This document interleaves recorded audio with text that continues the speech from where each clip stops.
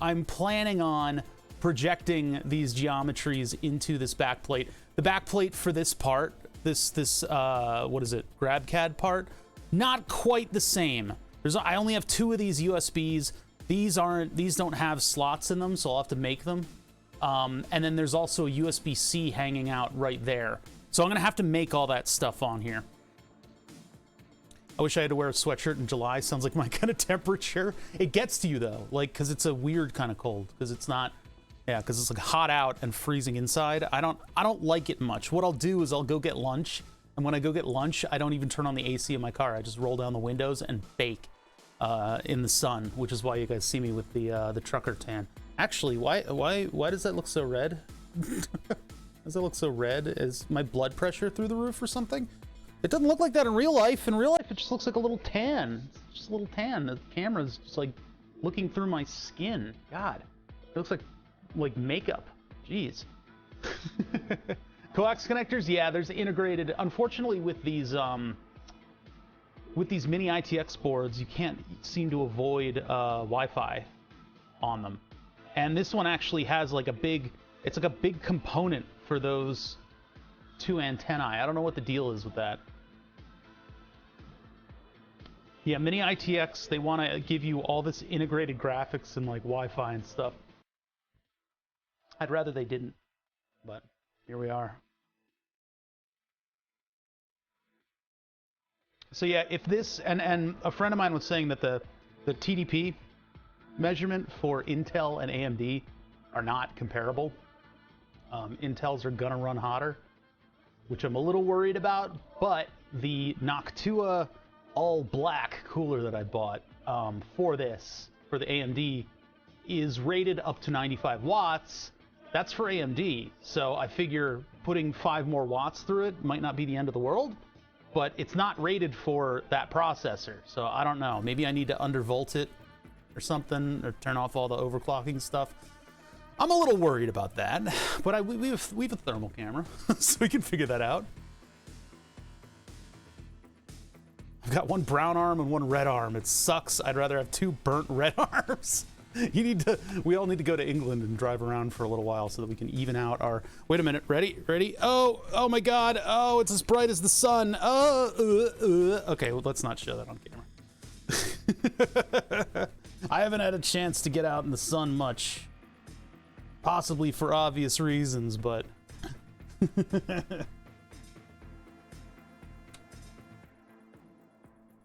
Alright, so we need to get this ready to fire up. I need to get my other screen, and I need to get all the stuff out of this. I'm going to replace the back plate, and then we are going to, yeah, do the thing. Are you going to put an RJ45 network card just to deal with Wi-Fi? What are you talking about? What are you talking about, man? No. All right, yeah. There's already a network interface on this thing. It's just not shown in this model. So this right, oh wait, no, there it is. It is shown in the model. Y'all's crazy. Yeah, so there's that, and then this is I forget what this is. I think it's there's like another, like 1 USB here, and then there's HDMI and DVI right here. So I need to figure out the shape of those connectors. I can project the square onto the face, and then I can measure it from there. So project the square, measure it, put the hole in the plastic. I only have 2 of these slots. This is a different model motherboard. I had to modify it a little bit to look like, it's like a slight revision of the actual motherboard that I have. So I need to just cater for that. So I can project all of these holes. I can project the RJ45, maybe give it a little bit of room so that you can see the lights and everything. These, I need to project just the inner circle because I'll probably have to unbolt those and then bolt them back in on the outside of the plastic. The audio slots obviously are a no-brainer, and then there is an extra USB-C down here that I need to figure out. That's it. It's not that hard to do. It's just going to be a little bit fiddly. And then of course, where right here, there's a fan. So I'll probably want to put some hexagonal vents on this area. And then I have to make sure that I can move those components around in order to adjust them to be in the right places. No SPDIF, no, I don't think there is. And there's no legacy mouse and keyboard either. being a passenger on a 4:30 car. Oh, to London on the 17th. Come from a trip with sunstroke. Ah, yeah. The sun's a bastard. Yeah, these mini ITX boards, the like super featured ones. This not cheap one. This is the revolving is around a weird axis and it's creeping me out. Sorry about the weird camera angles. Anyway, the mini ITX boards that like integrate a lot of stuff into them, they are jam packed, and I really wish they would drop Wi-Fi, because I don't need Wi-Fi. I mean, I guess people do, so they include it. I would even have them drop the audio connectors. Actually, no, that's not true, because when I go to the LAN party, I'll use integrated audio. I'll stoop to that level. But yeah, there's very few USB connectors on the back. So I need to, basically what I've done is I bought another hub that's gonna live in the desk. So when I come home, I can do one plug into the back in order to do LAN, or in order to do, sorry, all the USB peripherals. All right, let's see. So I guess I need to pull the whole graphics card out in order to do this. So I'm gonna pull the whole graphics card out. I guess that means I need to go over here and unscrew this.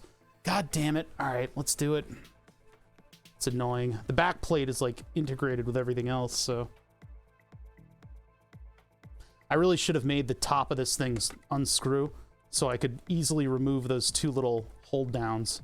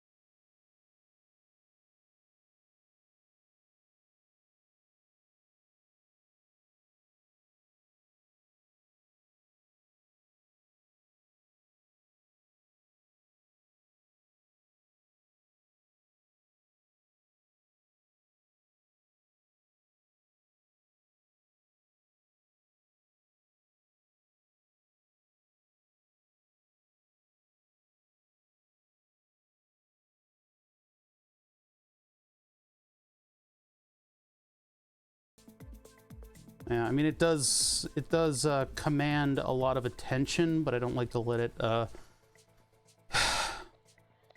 define me. Really, it's just this thing I got to deal with. It's not a definition of I don't know. Anyway, Yeah, so the problem with this is, you see how crunchy here? See how crunchy that is?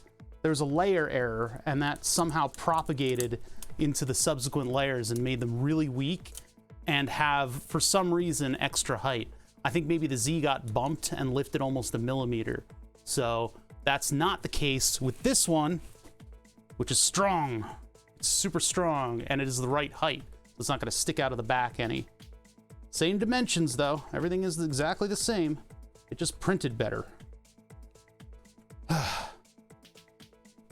It's an MP4 that a friend of mine made in Adobe. He does a lot. Oh, looks like we ran into our first copyrighted song. This is a mix, by the way, by Twitch partner Metronomic Live, who was live yesterday. I hope some of you guys got to catch his music, because I feel bad because I just constantly use his music on my stream. It's tough to find like a source of background music, and I love Metronomic's mixes, and it lets me sort of double cold carbon filtrate the music through Twitch's system, so that I can hopefully be a little bit DMCA immune. But that means putting Metronomic Live out in front. He's out there on the front lines, risking his bacon, right?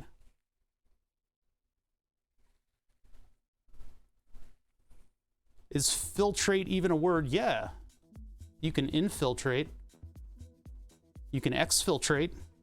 Why can't you filtrate? Why does it always need a...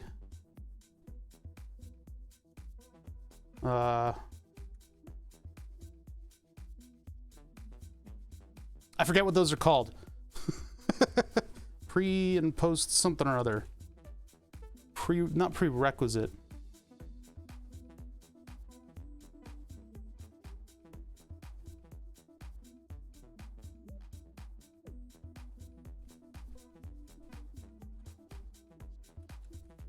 All right, let's get this thing settled.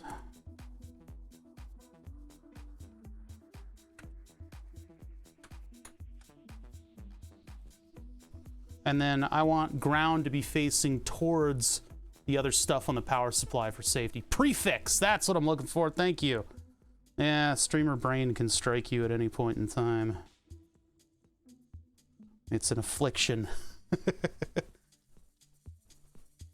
Yeah, infiltrate is go in, exfiltrate is take out, filtrate is just standing around. It's a good one, Noise. What are you guys doing? Oh, we're filtrating. Can you guys exfiltrate? Because you're really pissing me off just standing around here. You got it printed? Yeah, after like 16 bad prints, I finally got this fucking thing to print. I pled to an elder god and got this thing to actually come out of my printer in good shape. This thing was the most annoying print, and I have a feeling that if I do what I'm planning to do with the upgrade to the 5950X with slightly less cooling ability attached to it, if I do that, then I have this feeling that I am going to be struggling with the backplate for the 5950X. This screw could have been gapped a little bit better.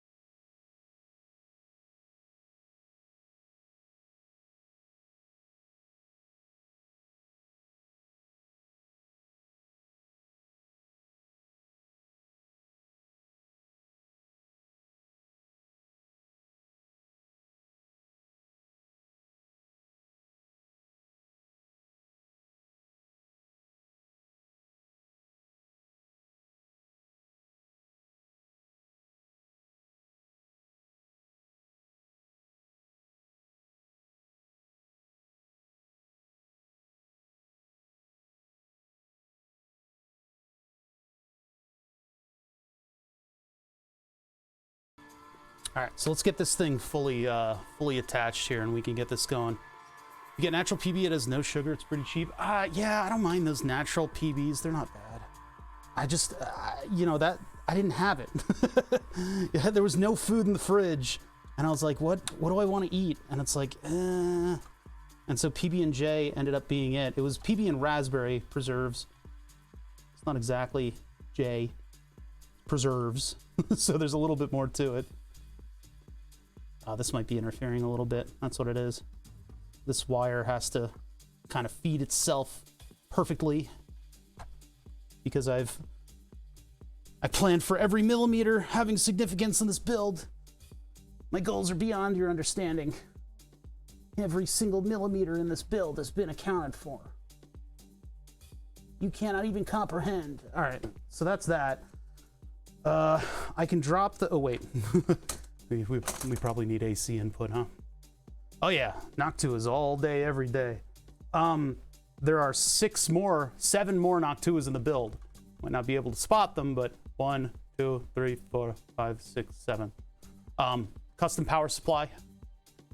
12 volts to, sorry, 120 volts to 120 volts to 300 volt DC, 300 volt DC to 12 volt, 25 amps, 12 volt graphics card, 12 volt to a car PC adapter that is 140 watts. And what that does is provide the CPU 95 watts with power and the SSD that's sitting under the thing with power, as well as all of the other motherboard powers, just giving it 12 volts.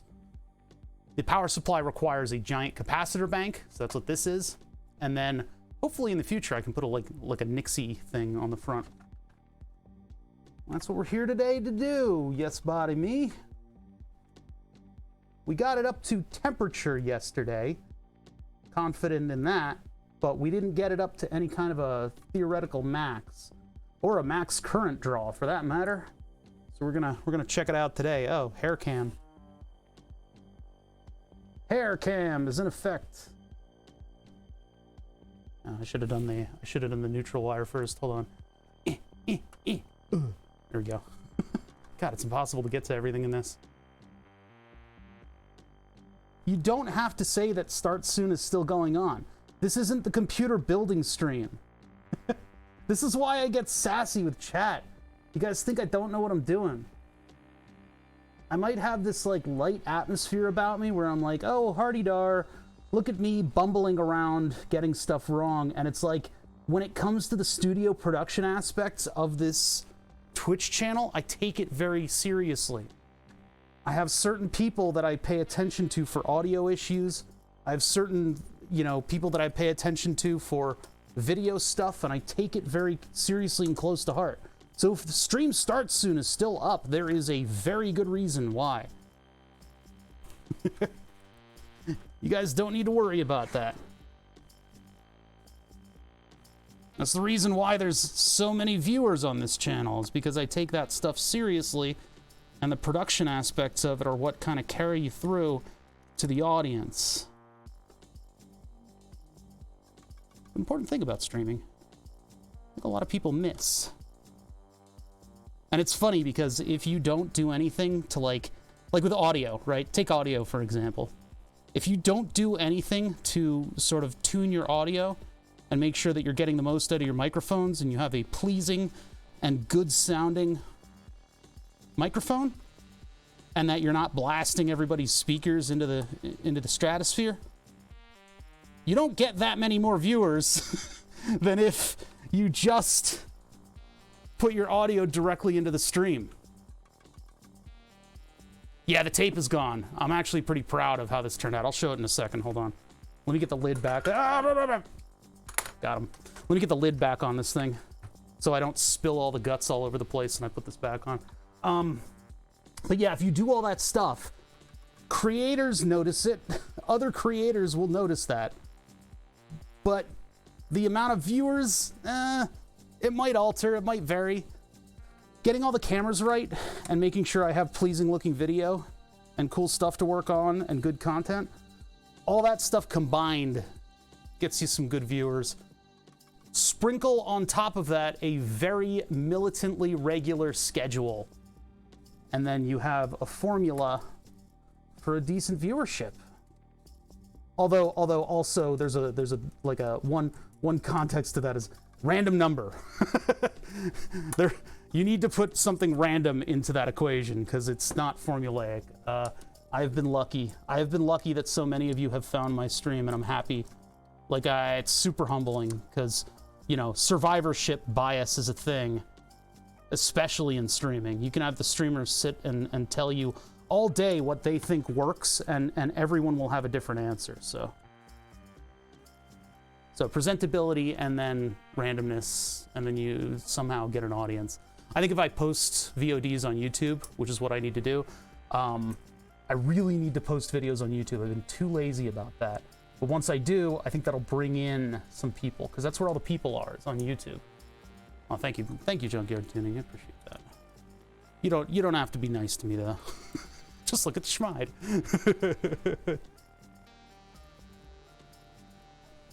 Okay, so get all the excess copper out of the way.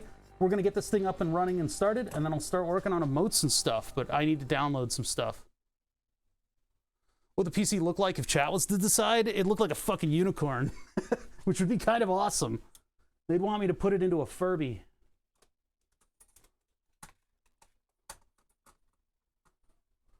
Okay, I need to hydrate a little bit. I need to let my stomach settle. I don't know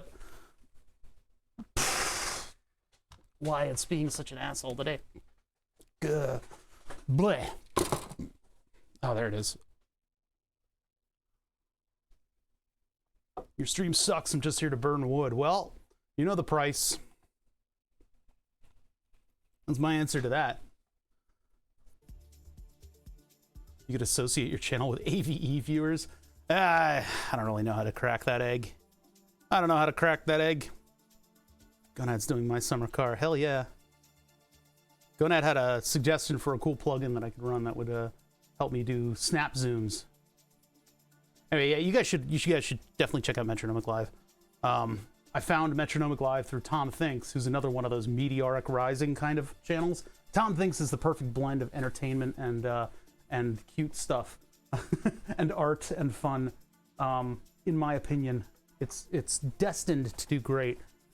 All right, I need to get my little screen. We're not going to use the same one that I was using yesterday. I'm going to get a different little screen that I think is a little larger. Do I stream gaming?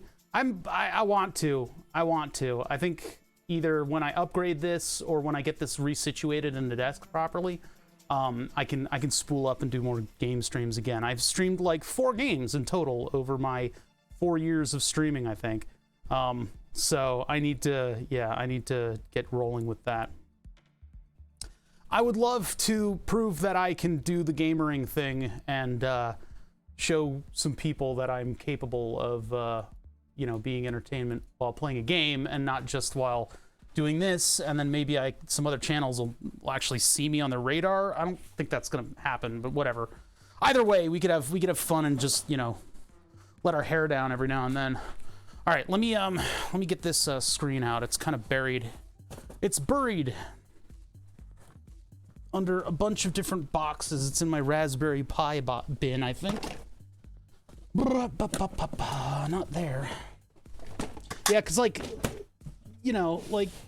think just because Djibouti show is really nice, they know I exist. Louis loves this kind of content, which is cool. That's the only reason he knows I exist. Everybody else doesn't give a shit, which is to be expected. And I'm totally fine with it. But, Oh, is it in here? Where's this thing? Ah, yeah, there it is. I hope this thing works still.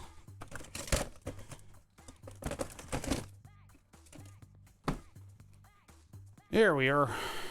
What do we have here? This thing is USB powered. It's a 7-inch HDMI LED display. Maybe, just maybe, this thing will work. If you guys remember in the past, I've actually done racing streams with Louis. That was fun. I was kind of new to it. I was talking too much. Okay. Ooh, this is a...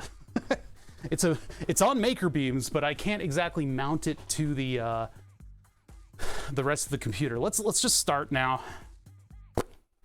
And then we'll get rid of... Oh, is Nomad going? No. I thought that was Navigator... okay, anyway. Sorry, Navigator Nomad's stream avatar looks a lot like this other user, I think. On Carnage. Yeah, anyway. Start soon. Oh, do you guys want to tell me that start soon is going so that I can disable it finally? Too late, I already did it. I did it before you guys said anything. All right, what's going on? Well, okay, so today I got a couple things that I want to work on. Namely, I would like to work on emotes because we need to update emotes. They've been sitting for a while. Twitch has integrated animated emotes finally, so that you guys can go out into the world of Twitch and be obnoxious with animated emotes from other channels. I'm perfectly okay if you guys do that. I try to limit how much I use my own emotes in other channels because I know people think it's gross, which I don't know. I don't care.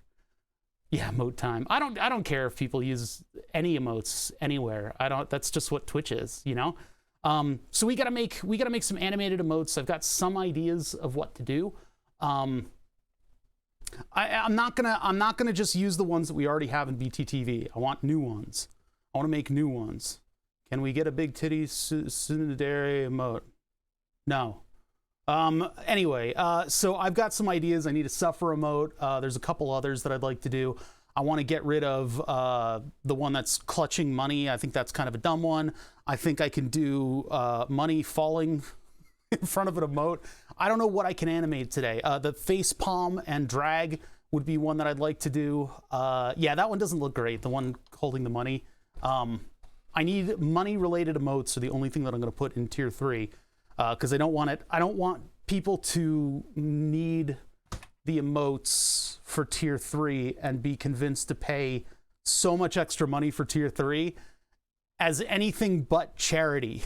You know, I want to make sure that tier 3 is not incentivized through emotes. I want the tier 3 emotes to kind of make fun of that. So, oh, Gonad, I mentioned it earlier. I'm like, Gonad's playing my summer car. By the way, if you guys are interested in another person who has a crazy, ridiculous shop and works on insane projects, I mean, Flatulent Gonad is going strong as long as the British weather isn't friggin' killing him. But yeah, thank you for the raid. 21 people. How you guys doing? We're not playing my summer car today. We're going to hook up the PC case mod that I'm working on and start to get that running a benchmark. That's the word I'm looking for. Benchmark software. I'm friggin' melting. Oh no, is it still hot as hell? The weather broke here. It's like really nice out. I was showing that earlier. My moon tan is ruined. Yeah. That's all I'm gonna show. That's all I'm gonna show. I don't. You guys don't need to see that this is actually my skin tone. There's no difference between that and that. You can't see where it ends. Anyway. So I want to get the PC chugging away and overheating itself. I want to make sure that this thing is stable through temperature and doesn't get too ultra super duper hot because I can't help myself. Because this is the Asus, this is the 5950X. Because I can't help myself, I'm already designing a back plate. Because I can't help myself.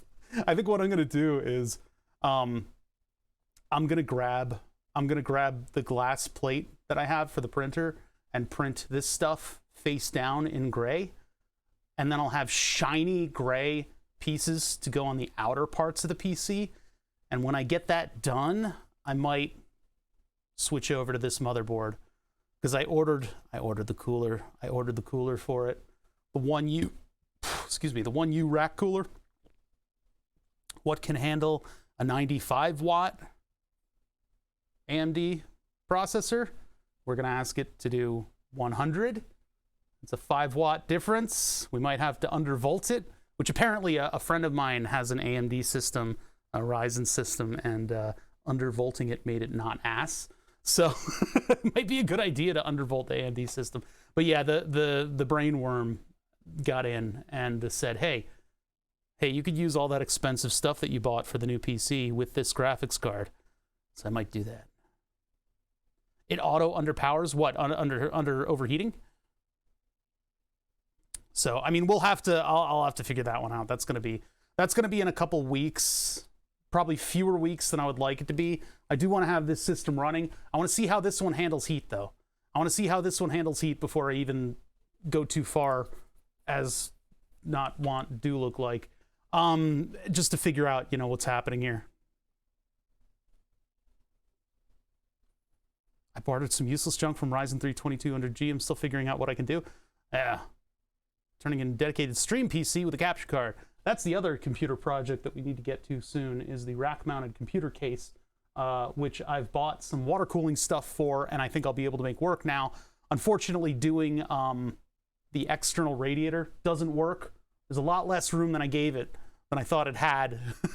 A lot less room, and I put together with the radiator inside and the fans outside, and I tried to get that to fit in, and it just didn't fit in the rack. So I got to rethink that one a little bit. So please God, take this old rack server off my hands. No, I've got all the equipment that I need to finish that, including a method for creating stuff that holds grading inside of rails. So the stream PC will look quite a bit like this, with the grid on the front, and then I'm hopefully going to drop a couple rails to hold the reservoir. But anyway, that's the back of my head. The back of my head is upgrading this thing to a 5950X. The front of my head is where the emotional center is stored of the brain. The front of my head is getting this thing tested under load. And I've got this alternative 12-inch screen here that I've been squirreling away. It is a touch screen for a Raspberry Pi. I have to take the protective stuff off of it. It's done its job. It's been noble. It's done its noble job, but this stuff ain't so clear no more. But this is only a 7-inch screen, so it's not like we're going to be running this thing in high graphics mode unless I hook it up to the capture card. I know, I've got to be careful of the screen now. I think what I can do is I can integrate the screen into stuff. I don't want to put it on the streaming PC. I guess I could do that, but I'll have to find a home for this somewhere. It'll probably live around the rack and just be a PC that I can hook up to random stuff. It's already got an HDMI cable, although it's a little short. It's a little short. Now let's give it a shot though. I can plug this into the back of the computer, and then I'll need to hook the computer up to Wi-Fi so that I can download, I don't know, what 3D Mark do you guys like? This is a very short cord. I'm gonna have to undo it from the back of this thing. Any idea of resolution? No. 7-inch HDMI LCD, USB capacitive touchscreen, 1024 by 600 is what it says. I don't remember when I got this or what I got it for. I think it was for Raspberry Pis, but I didn't end up doing anything with Raspberry Pis. So like this, I can put kind of anywhere and hook it up to the computer, and then we can have thermals looking at heat coming out of the computer, as well as, yeah, 1024 by 600. It's pretty nice, actually. Yeah, I don't know about Furmark. I don't know if I'm going to run Furmark. I don't know if we're that kind of channel. Hold on, let me get my mouse and keyboard out of the other desk. So, mouse and keyboard. That's not the mouse. Mouse and keyboard. I was prepping for this computer to go back into its home. So I got the mouse cable behind everything right now. Gotta get that out. Come on. Why do cables just like naturally wrap around other cables? I don't understand. It's like the wraparound property of cabling and computers. All right, so we got this thing. I got a keyboard. I got a mouse. Oh, spilled shit on the keyboard, of course. Get this thing plugged in back here, as it was last time. And I have the little chode antennas plugged in too, so I can get this thing up on Wi-Fi. These little guys, Gonad, actually, Flatulent Gonad, if you're still around. I know after raiding, you've like streamed for a while and you want to just kind of like fuck off and not do anything, because I do that. But I forgot the screw that holds down this bracket. Remember we said to remember that? It's gone. I don't know where it is. I don't know what screw I can put in. I'd have to remove the entire motherboard to get to it. I'm not doing it. At least I tightened the one. I already, earlier today, I tilted the computer back onto the back face in order to get the screws out from the front of the graphics card, and so I've already bent this thing back once today. Okay, anyway. God damn it. There's no winning with that kind of stuff. That's not a long USB cable. All right, I'm going to put an extension on that because I don't want the keyboard and mouse to be right up against it. Okay, what is my mic cable getting caught on? Oh, literally everything in the shop. All right, so dumb extension. It's good to have these sitting around, right? Everything in order will dissolve into disorder, aka cable management. Yeah. That's true. That is true. Okay. I need to get a look behind here. There it is. The problem is the spacing of the USB. It's not easy to intuit. So I need to find it. No, okay. Only one eye has focus on this, so I don't have depth perception. All right. Well, all right. I know this is wrong because I can see the USB port. What the fuck? All right, hold on. I can get this. There we go. Got it. That was easy. Thanks for designing the USB port the way you did, engineers. Bastards.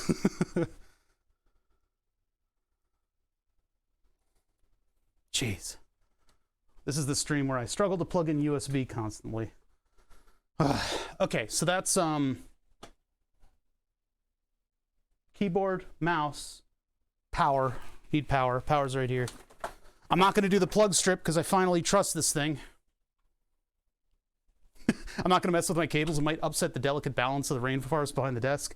Yeah, if you got an ecosystem back there, you know. Guys, guess what I discovered?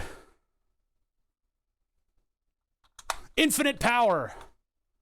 I should hook this thing up with like a battery in it so it starts sparking, and like this LED replace, like make it look like the LED's there, but put like a 4-watt LED behind it so it gets brighter and brighter and brighter when you do that. Like when it detects a short circuit here, like you'd hide like an 18650, and then this thing will get brighter and brighter and brighter until it, not until it explodes, but I'm not allowed to mess with the there are endangered species back there. Yeah, every now and then a park ranger comes by to check out what's in between the keys of my keyboard. Got some biologists there. They're trying to figure out what the biomass is. It's tough. Put a Jacob's ladder on it. Yomp, yomp. Okay, and then crappy USB and HDMI. So I'm gonna HDMI into the graphics card, and then USB over here, because it's apparently USB powered, so I'll plug it into a USB 3 port, just so that it has the extra amps to run a tiny little screen. Boy, this is janky, isn't it? This is the very definition of janky.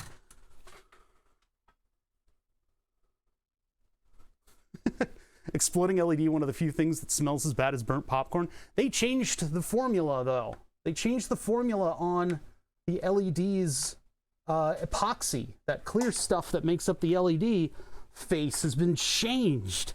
Because, man, back in the 90s, 80s, I should say, well, I think 90s, my brother and I used to take LEDs and hold them to 9-volt batteries until they burnt your finger.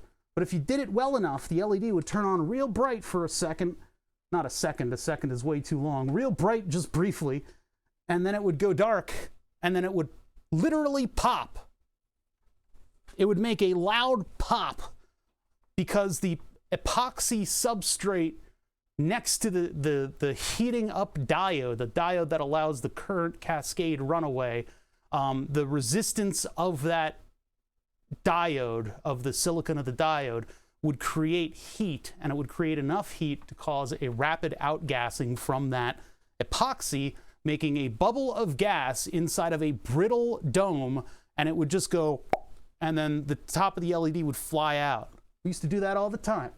And then I decided to have the LED stream back in the day when I was still non-partnered, and I decided to blow up a bunch of LEDs. That's where that clip comes from, that old clip of me blowing up LEDs. The problem is, they changed the formula so that if you do that, if you hook it up to a 9-volt battery, it just dies. LEDs just die. They just die, which is fine. It just died. That's not a big deal. But they didn't explode. And so in order to get them to explode, I had to set up a thing where I gave them AC, like full force AC, which is not something that I really want to be showing people how to do, you know?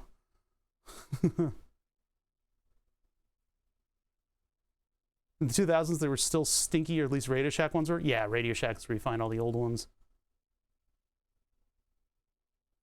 1024 by 600 is an unnamed resolution, somewhere between SVGA and XGA. That's weird. Well, let's see how it does. There's no other power input to this thing. I mean, I could hook it up to a dedicated USB power, but my computer might recognize it as a touchscreen, which will be a little weird. Wish we still had Radio Shack in Canada. Yeah, I don't know. Well, the screen turned on. Saw something over there. So right now, the power supply is getting power, and I've got LEDs on the sides there.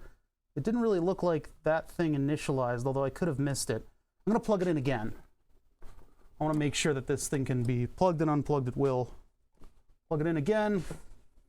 Oh yeah, there's the LED going for the... I should have had a constant on LED for the microcontroller, because there's two LEDs over on this side that define it. Now I can harass this thing and not get my fingers into the high voltage, right? This is probably a bad way to test it, since I'm putting my fucking life on the line here. The grating is high enough above this thing that it doesn't get close to the 200 volt or the 300 volt DC lines. And then can't finger poke in here, but that's open to air. I didn't put a grating over that intentionally. I want there to be good airflow into the side there. Everything looks pretty good, right? So we can boot this thing up with a terrible resolution screen on it, presumably. Show video. Go. Do it. It's gonna need like special drivers or something. There's no switches on it. Oh wait, yeah, there is. What is that switch? Backlighting? What does that switch do? No. Mid? No. Upper? That's where it was. All right. Why don't you turn on? Oh, I see. That turns off the backlight, so I don't want that. Oh, here it is. Ta-da! Now, I'm not a fan of Gigabyte. It's just what I got. It's just what I have. And then Windows is booting. And then I got to close all the pornographic applications. And I'll need to get this thing up on Wi-Fi. Ah, shit. What's my password? Hold on. Hunter 2. There we go. Steam update failed. Yes, I'm well aware. You also have far fewer screens than you normally do. All right, where's my mouse? Where's the mouse? Mouse is detected. Oh God, I've got so many mice. Which one is it? Yep, touchscreen works. That's cute. Can I?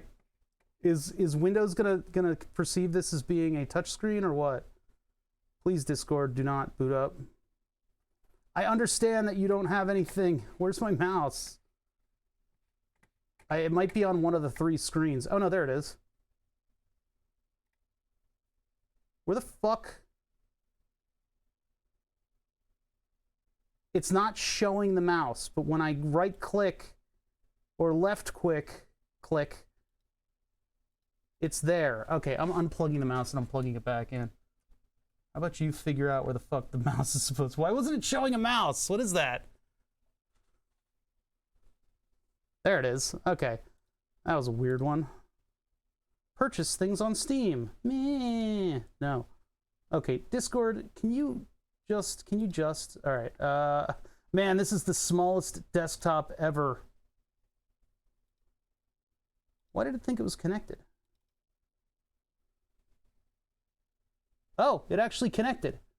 Oh, wow. Okay, so apparently I'm on the network, and Steam is updating a bunch of stuff. What's a 3D Mark program that I should be using? Yeah, the touchscreen might have superseded. Windows went into, hey buddy, you're using are we a tablet? And it just like decided to blank out my mouse. That's about the extent of it, I think. No, I'm not doing New World closed beta. I don't feel like baking my card. Boy, do we not need HW monitor up on rain meter. What is the one, like 3ds Max or something like that? I thought I had one of them. 3DS. Oops, that's the wrong keyboard. Hold on, let me just enter my password in here. Oh no, that was the wrong keyboard. All right, let me see here.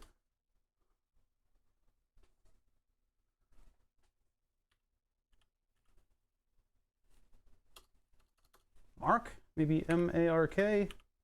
I really don't want to have to... No, benchmark tool.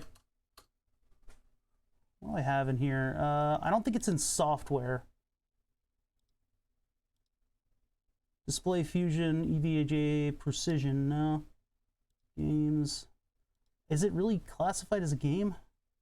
Oh my god, I've got to like I need like a magnifying glass. Let's see. Car games, Doom, EDF, indie games, indie garbage. I'm telling you, some of these games in the indie garbage folder don't even have store pages. LAN party software, old games that I played. Sam & Max gets its own because it's like 50 fucking games. Star Wars, Valve games, VR, uncategorized, Display Fusion, drone game, EVGA Precision, Long Drive, and Valheim. Weird. Okay, so I could have sworn that I had some kind of benchmarking software. Let me minimize Steam. I wonder if it's like its own thing. 3D, Paint 3D, Print 3D, Documents, nah. 3D Viewer, none of it. Okay.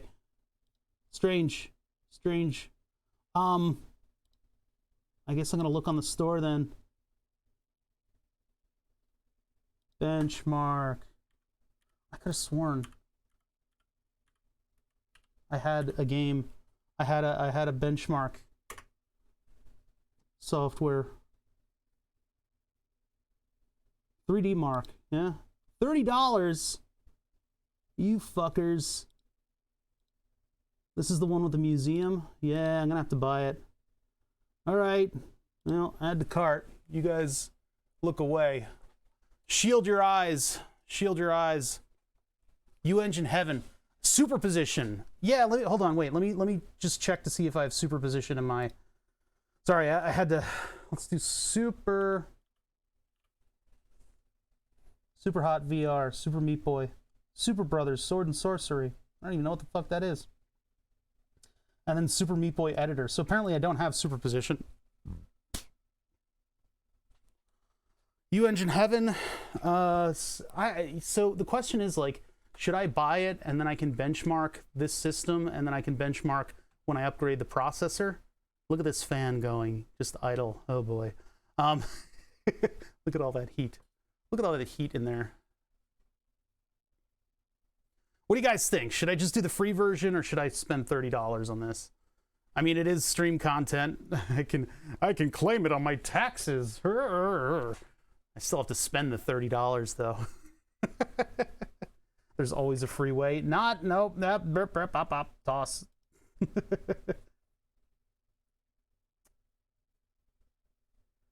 I don't know. This software is not really going to do all that much for me, is it? Save the $30 for beer. Yeah, I know.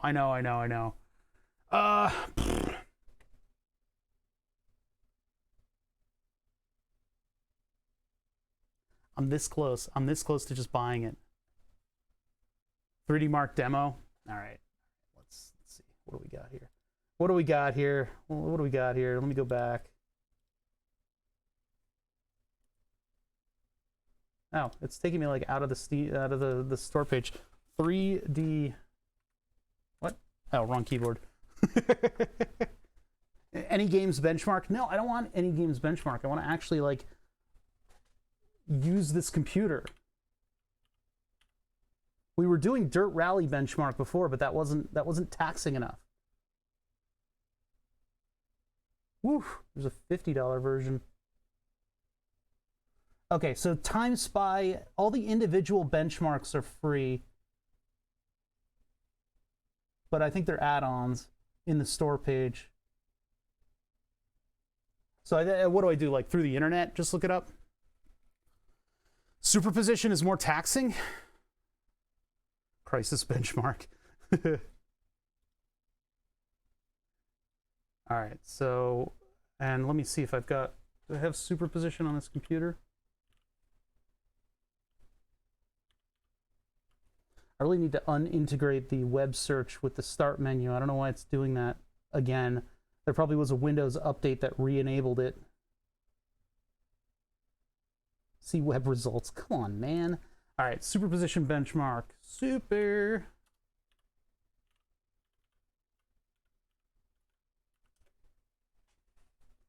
Position benchmark.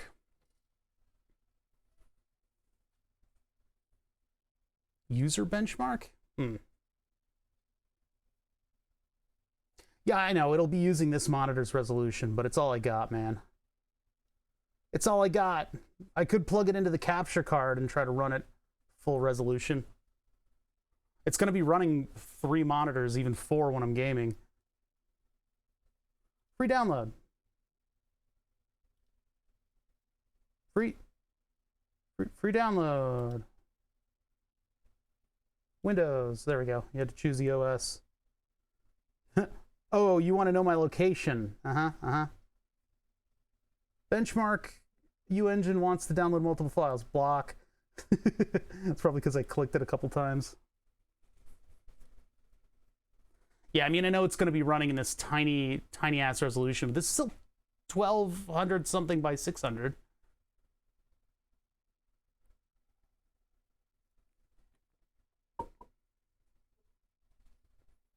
It's not exactly a 3-monitor setup, but it, you know, hey, we take what we can get here. This thing is happy with just ambient air cooling, which is pretty impressive.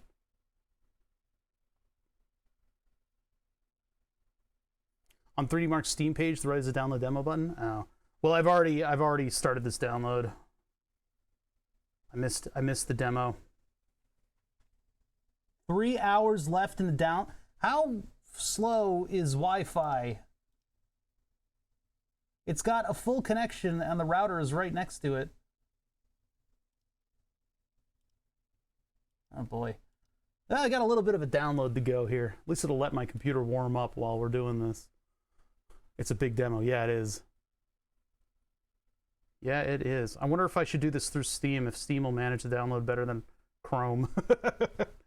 Will Steam download faster? Yeah, do a Wi-Fi benchmark. Well, I guess you just gotta wait. It's like 1/10 of the way there. What are the specs for the PC? 1080 FTW, i7 2700K, mini ITX, custom power supply that provides 12 volts to everything, with a big capacitor brick on it.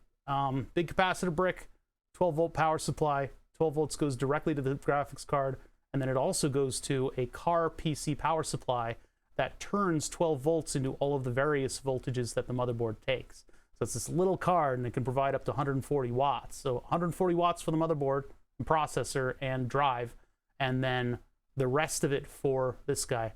No Nixie tube yet. I want to work on that later. Had to get it up and running first. My concern is that the SSD underneath is going to overheat my desk. Oh my god. It is, I mean, it is downloading. It is downloading. Put the arm closer to the PC so it picks up your 5G. I wanted to do that joke where I did like, here, hold on. Hold on.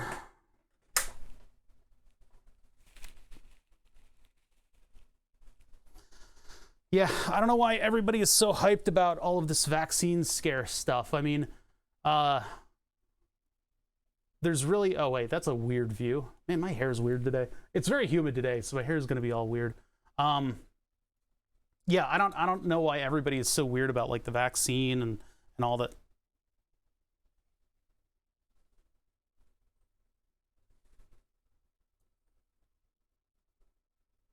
It's nothing, it's nothing to, oh no. I can do that better actually. Hold on, I can do that better. We can do a better job of that. Hold on. What happened to gaffer's tape? Where'd my tape go? Well, the blue tape is gonna feel weird. I think gaffer's tape is actually gonna stick. Oh shit, he got the vaccine. Where did my gaffer's tape go? What did I do with it? Why did I put it somewhere? Why did I put it in a weird place? Now I can't find it when I need it the most. You failed me, gaffer's tape. What have you done? Why did you leave? Why did my gaffer's tape leave me? What did I do? Seriously, like, where did I fucking put it? I have many rolls of gaffer's tape, and it comes in handy a lot. But, I don't know, I must have, like, dropped it. Must have dropped it on the ground and then lost it. I mean, I actually have medical tape that I could use for that, but I don't want to do that. I don't want to do that. Is it over here? I don't think I used it for anything over here. Huh, my gaffer's tape is that large. Oh well.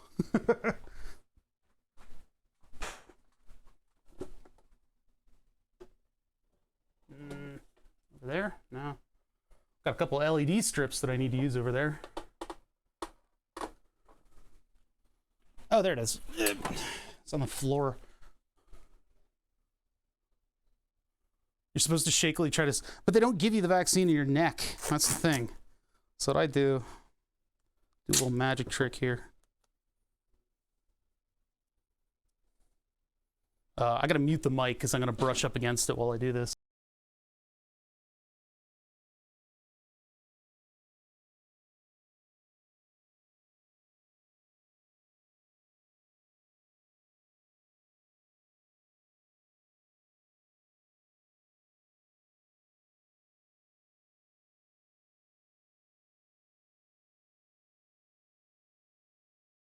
All right, there we go. Actually, wait, it's still kind of rolled. Fix my collar. There we go. Haha, you would think, but this stuff isn't that sticky.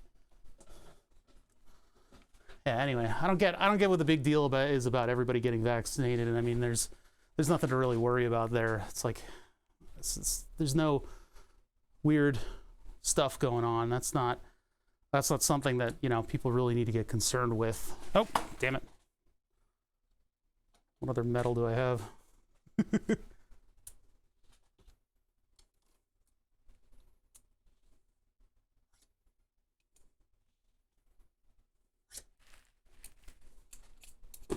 Oops, I sent one flying. I'm gonna have to get that back. I might need it. I might actually need that screwdriver. Where'd it go? There it is.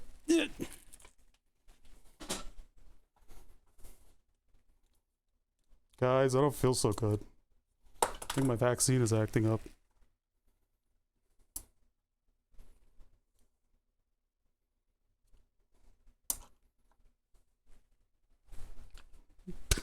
I wanted to do that joke a while ago, but yeah. That side of my arm isn't exactly always visible on camera, so...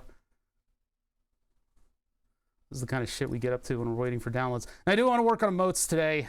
We'll get started on that in a minute. For the most part, we're just having a Friday, right? We're just hanging out. We're just hanging out. Just hanging out. Okay, let's... Oh my God. Wait. Have you guys held up magnetic viewing paper to your vaccine before? Oh my God.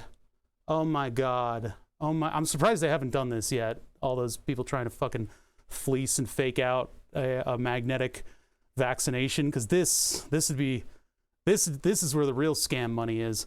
Showing it on magnetic paper. Oh my God. Oh my God. Look, it's 5G. You could see the 5G right in my arm. What did they inject me with?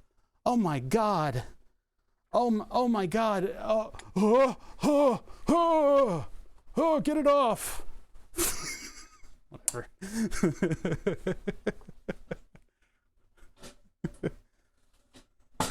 Stupid people are gonna be stupid forever. Wait, what does this have to do with electronics and solder?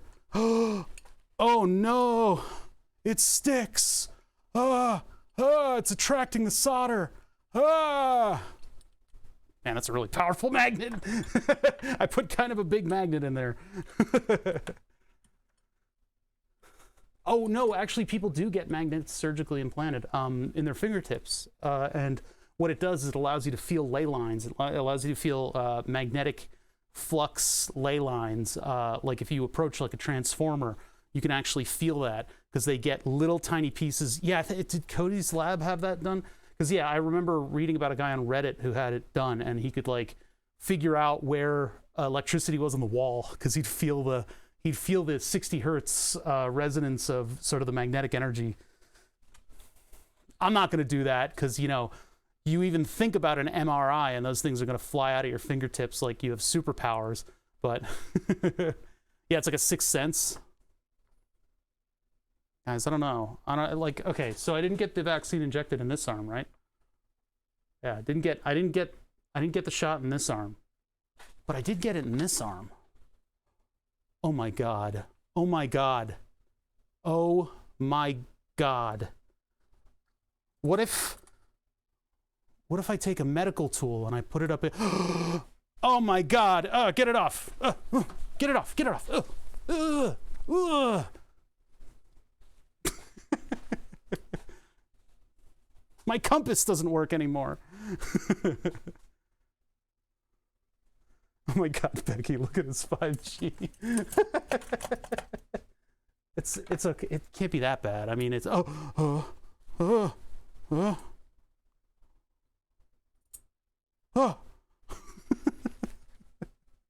I've wanted to do that joke for weeks now. I just haven't had the opportunity. I wanted to set that up ahead of time so that you guys didn't see me doing that on the day I came back from getting the vaccine so many weeks ago, and be like, yeah, so I got my vaccine, and then, oh, you know what? I haven't taken a heartburn pill. That's what it is. That's why I'm so borpy today. I'm borpy because I didn't take a heartburn pill. My stomach fucking hates me. So I'll do that, and then I'll feel writer's rain, and we can get to emotes.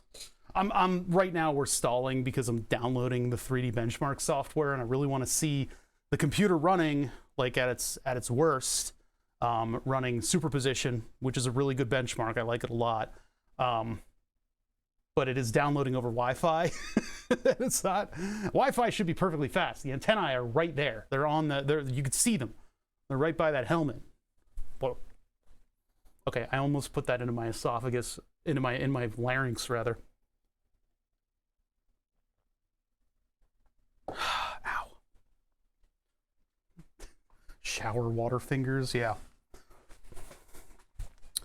Yeah, I think it's all just a bunch of hullabaloo. There's no real danger of getting the vaccine. You can't, I mean, like, it's not that big of a deal.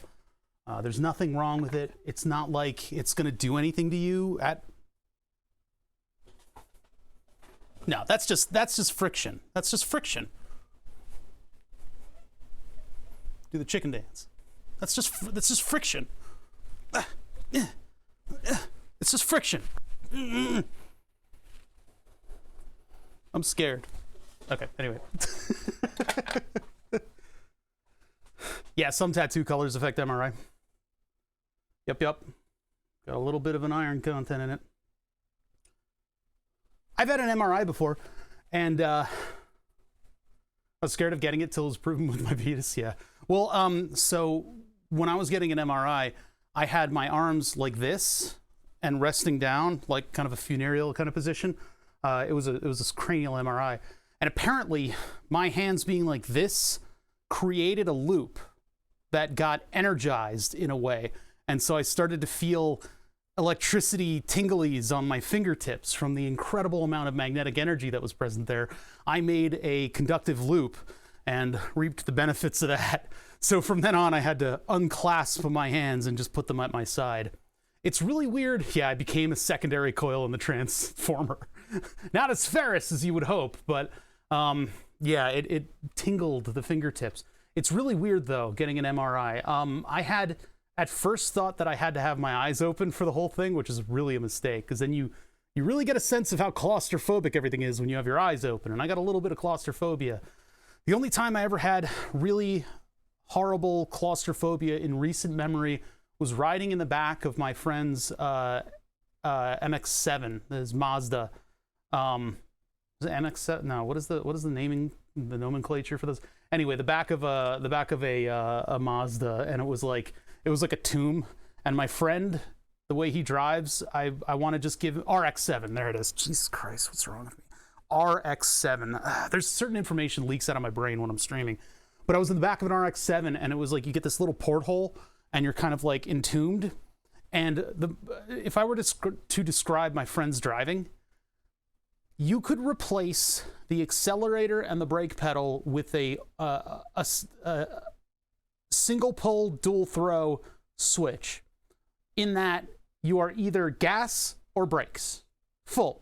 Gas, brakes, gas, brakes, gas, brakes. And so I was like, I'm sorry, I gotta get out of here. I usually don't have like a mental panic, but yeah, that's how my car used to work. That's not a good thing for a car.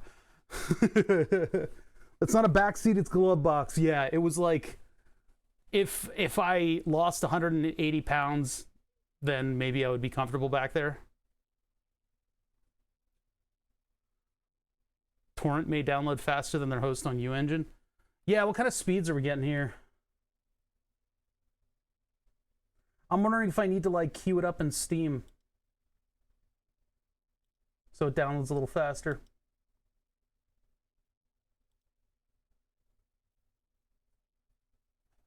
Nothing's really giving me a rate.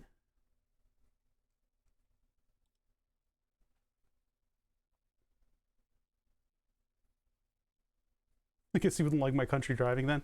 It's not supposed to be an on or an off. Finesse. Finesse is everything.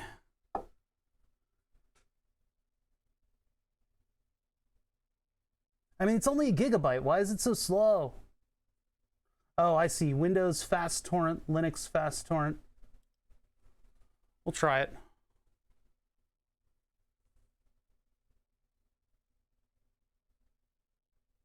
Or not. Did it even start? Brain meter, blah, blah, blah, blah, blah. Bluetooth. Discord.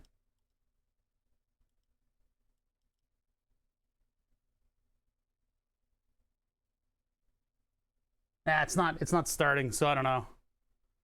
I see your friend drives by PWM, yeah. Torrent will download in like 20 minutes, according to what I'm seeing. It's not queuing up. It's not like triggering as a torrent for some reason.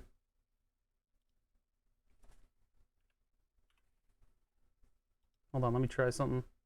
Let me try something.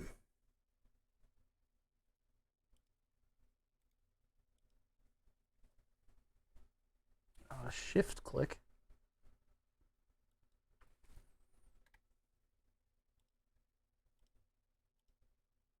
Open up torrent software that I happen to have for academic reasons. I think the multiple download thing is disabled on the site, so yeah. 5 hours for the exe versus 20 minutes for the Windows torrent? Yeah, the progress is pretty slow. I'm like almost a quarter of the way through, so yeah, let me just cancel that, I guess. Cancel. Hate to do that. Canceled. Windows fast torrent. Let's see if that actually triggers. Please actually open up. There it goes. So get that started. There we go. 1.24 gigs, and it's spooling up.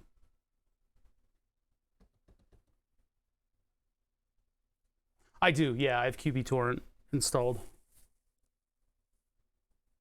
Yeah, you guys might not know, is apparently my inflection today. I just got a uvula workout trying to say what I was about to say. You guys have no idea the amount of Wi-Fi bullshit that I have to deal with around here. If I go literally 10 feet in that direction through the wall up onto the desk, or the deck, I get no Wi-Fi reception, even though the antennae are right fucking there. There are the antennae, and I am literally up and around with a line of sight to the antennae. I still don't get reception. I think they probably use that steel, or sorry, the aluminum or whatever the mylar clad siding is in this house. If I try to open up Wi-Fi sometimes here, it won't work because I'm too close to the antenna. How does that work? I don't know. Or if I go upstairs, it immediately dies. It is so frustrating. The Wi-Fi does not propagate through walls in this house. I don't know why. Waiting for the tram one rainy day. It was the cold ones. Wait, what are you talking about? That off switch on the accelerator. By the time I reached the seat, it clipped and fell from inertia. The public rail does that too. I always like people who know how to stand on public rail without holding on to something. And then there was, for a time, I think it was like the New York subways didn't have, or no, I think it might have been SEPTA that disabled because of the, oh, no, you know what? It was the DC Metro. DC Metro disabled the automatic functions that would help the drivers accelerate and stop. And so the driver, being somebody who's like sitting in a nice chair, they were manually stopping everybody. And man, they loved brakes. They loved brakes and they loved gas. People were like rolling in the aisles. It was insane. And they would miss the mark and you'd have to go back a car in order to get out. It was nuts. That was during that like automated train system collision in DC. And everybody, for a little while, everybody was a little crazy. Gotta love toroid antenna patterns. Yeah, man. I've wanted to make a toroid antenna to try to communicate with a satellite from my house, or at least to get something from a satellite's transmission. Bathroom is, yeah. What is up with that? I get perfect reception outside of this office, outside of the shop. I get great reception, except in the bathroom. It's like porcelain eats Wi-Fi. I don't know what it is. Just get the Gucci Wi-Fi chip, 5G chip. Look, man, there's no 5G in the chip. Like, otherwise we would probably see some kind of like magnetic energy from it. And like, look, right? So I got my vaccine, but otherwise you'd see some kind of an like a magnetic. Oh, whoa! Wait a minute.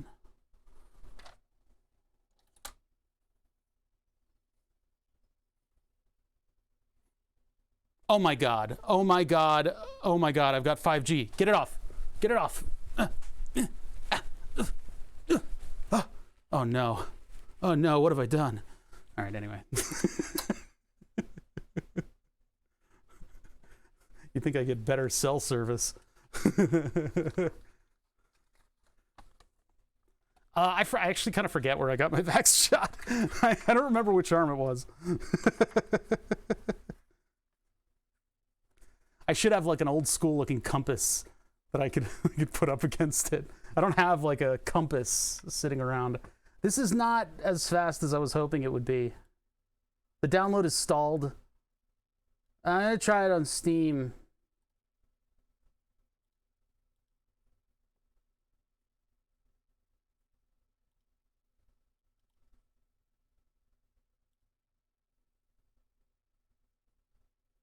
Superposition.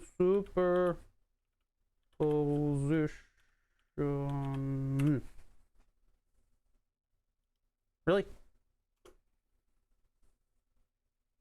Quantum chess. Okay, so superposition is not on. I could have sworn I had it installed on this computer.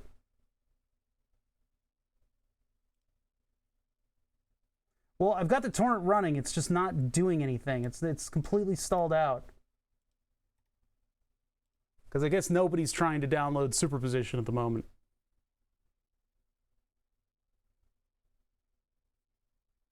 Yeah, we were talking about that earlier, Havian, is the magnetic implants that people put in their fingertips in order to feel magnetic ley lines. That's pretty crazy. I don't think I would want to do that, but it is like a sixth sense, even though you're pretty much just piggybacking off of your sense of touch. I think it was like more recently that they discovered something else about how pigeons perceive magnetic north. Force resume. I don't think that's going to get anything going here. It's just not downloading. I want an NFC chip implanted. What would you put on it? No sale? I know a bald guy that got the barcode of his first album tattooed on his head.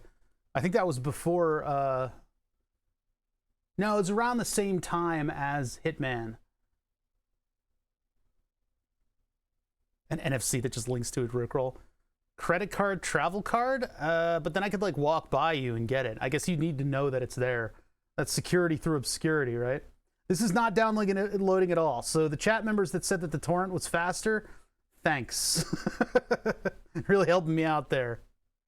I want a queso chip implanted. You could do that right now. You just eat it. All right, download it for, let's start the download. Maybe it'll resume. It will not resume the download. Wait, oh, can I? Nope, I can't do anything with it. I can't resume it. Darn it.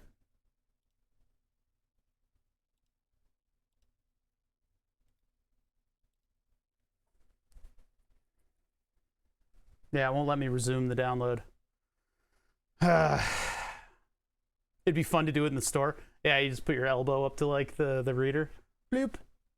I got a special trick. I know how to make NFC signals with my hand. Doodaloo, doodaloo, doodaloo, beep. I have downloaded cars. I have a Assetto Corsa. Yeah, so this sucks. So we're just going to wait on that, and then I guess I'm going to get to emotes now, because we're just going to wait for... It's only a gigabyte, but man, is that downloading slowly. It's not, I guess, very popular, so the torrent isn't doing anything, and I have to manually download it from the website. I know, the Rabba School of Stream Prep. I mean, at the beginning of the stream, I had to put the new backplate on the graphics card, so I couldn't have this thing running last night in order to download stuff from it. And my confidence in it is slowly building, so I wasn't willing to leave it plugged in and unattended overnight. My confidence is such that I'm actually liking... This thing has been idling for a little while, and it's staying relatively cool. I can feel some heat coming off of it here, but that's just because this fan is blowing air directly back across everybody. So that's actually working really well. These fans haven't even turned on. There's a little bit of warm air just kind of wafting up from this part of it. I can feel air being sucked in by the fan over there, which probably means that there's a little bit of warm air coming out of the side. It's actually cool air coming out of the side. So far, so good, right? Get in your butt cheek, then you rub your butt on the payment terminal. That would be a weird thing to walk into the store and see.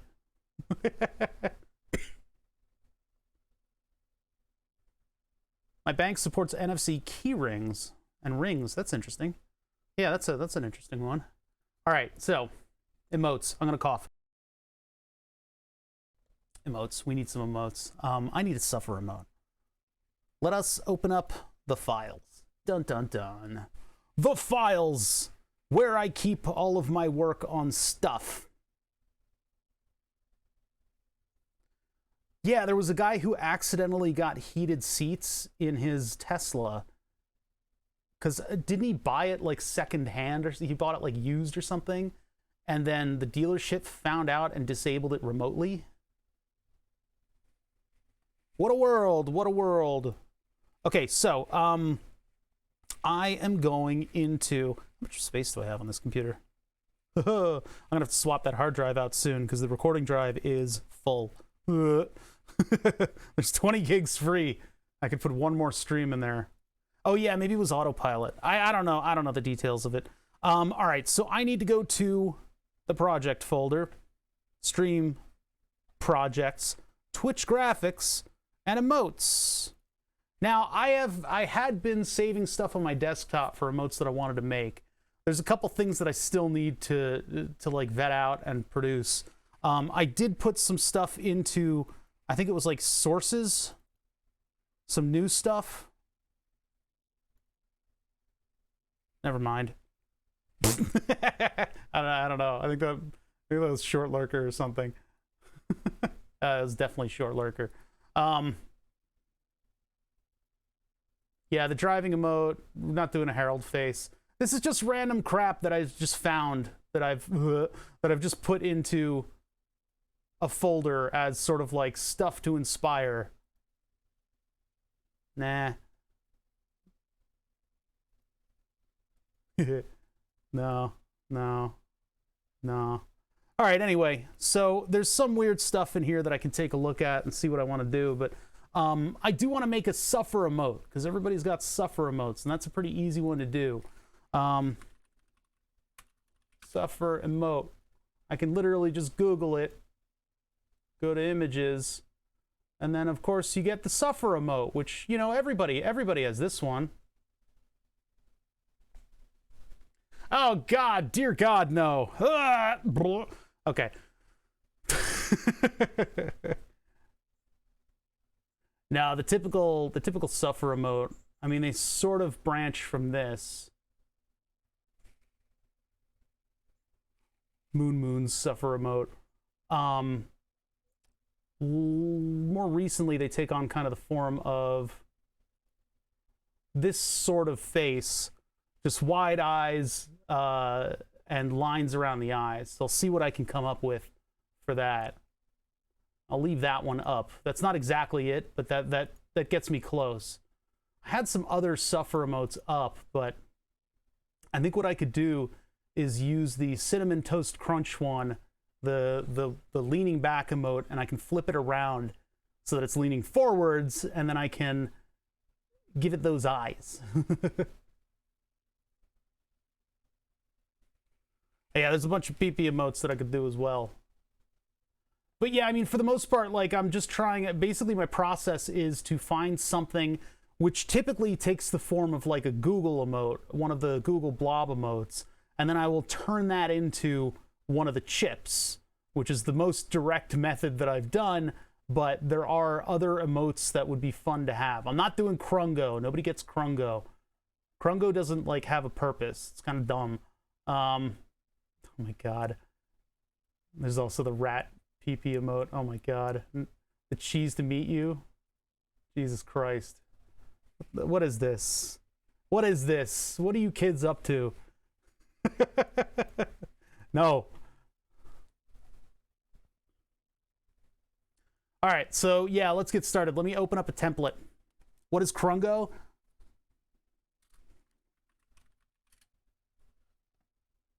Images, pop, view image. This is Krungo. It doesn't really have much of a purpose. It's kind of like a cringe emote, a little bit. That's really Krungo of you, and people saying all the kind of Twitch language. I don't get it. I mean, I do kind of get it, but it also doesn't have a purpose. It's kind of like, I don't know. Nobody's like using it consistently. So, what in the fuck is this? Cursed. This is cursed. This is over deep fried cursed. All right, get that out of here. Got to go through a lot of weird stuff. It's a type of goatsy? No.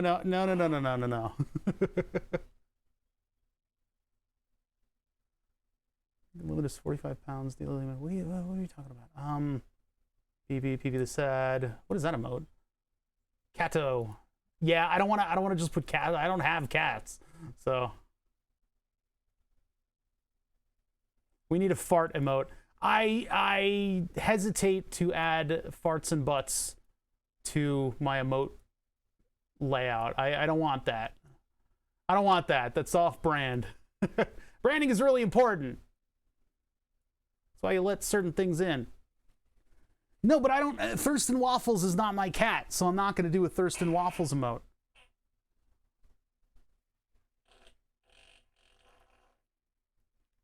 Okay, let's open up Cringe.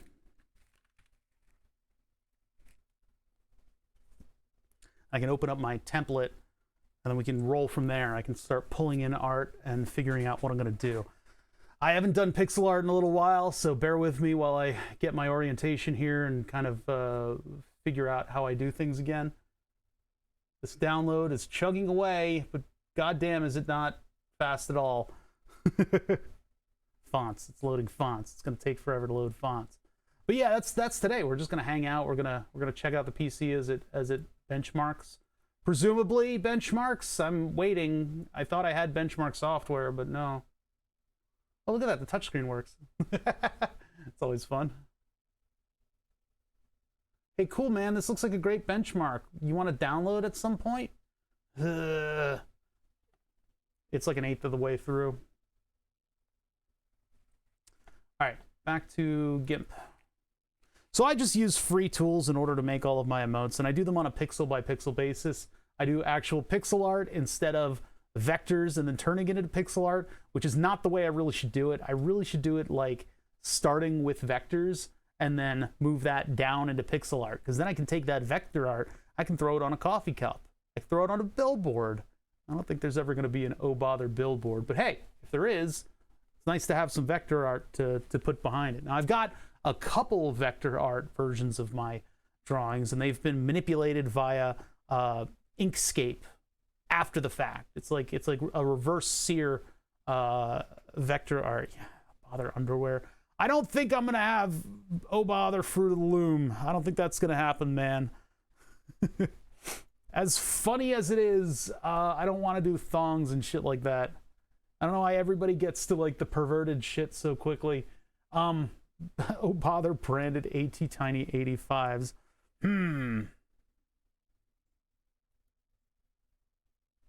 No, if I'm never gonna do a thong. I'm never gonna put any of my art on a thong. All right, so where are we going? Oh, you know what? GIMP has a problem with opening shared folders on the network. It doesn't like to do that. If I go to desktop, which is not here. All right, I'll just cancel. I'll just drag something in. Actually, no, wait. I should be able to find it. I have a shortcut on the desktop, so. Desktop, and then doop doop boop boop boop boop. Where is the stream folder? Shortcut to stream. That's weird. It really doesn't like doing that, does it? Screens, temperance, really weird. First processing junk. Oh, that's annoying. Usually when I do pixel art, it's on the other computer, the one that's currently downloading benchmarking software. Bother Duino with some art on it. Maybe if I do like a Tindy? Etsy? Which one is that? If I do one of them store things with the electronicals and stuff. Yeah, I don't know why the network folders aren't showing up in here. It's something about the version of GIMP that I use. Anyway, I want to open up one of my templates. So the templates are stored in emotes, and then they're all in individual things. I think there's a folder here for template. There's not a folder for template. Why is there not a folder for Argall, Beard, Cache, blah blah blah blah blah? These are all just the names of them. Hi, Gun, Juice, Laser One. The Laser One I might be able to animate. I might want to add like sparklies to the eyes or something like that.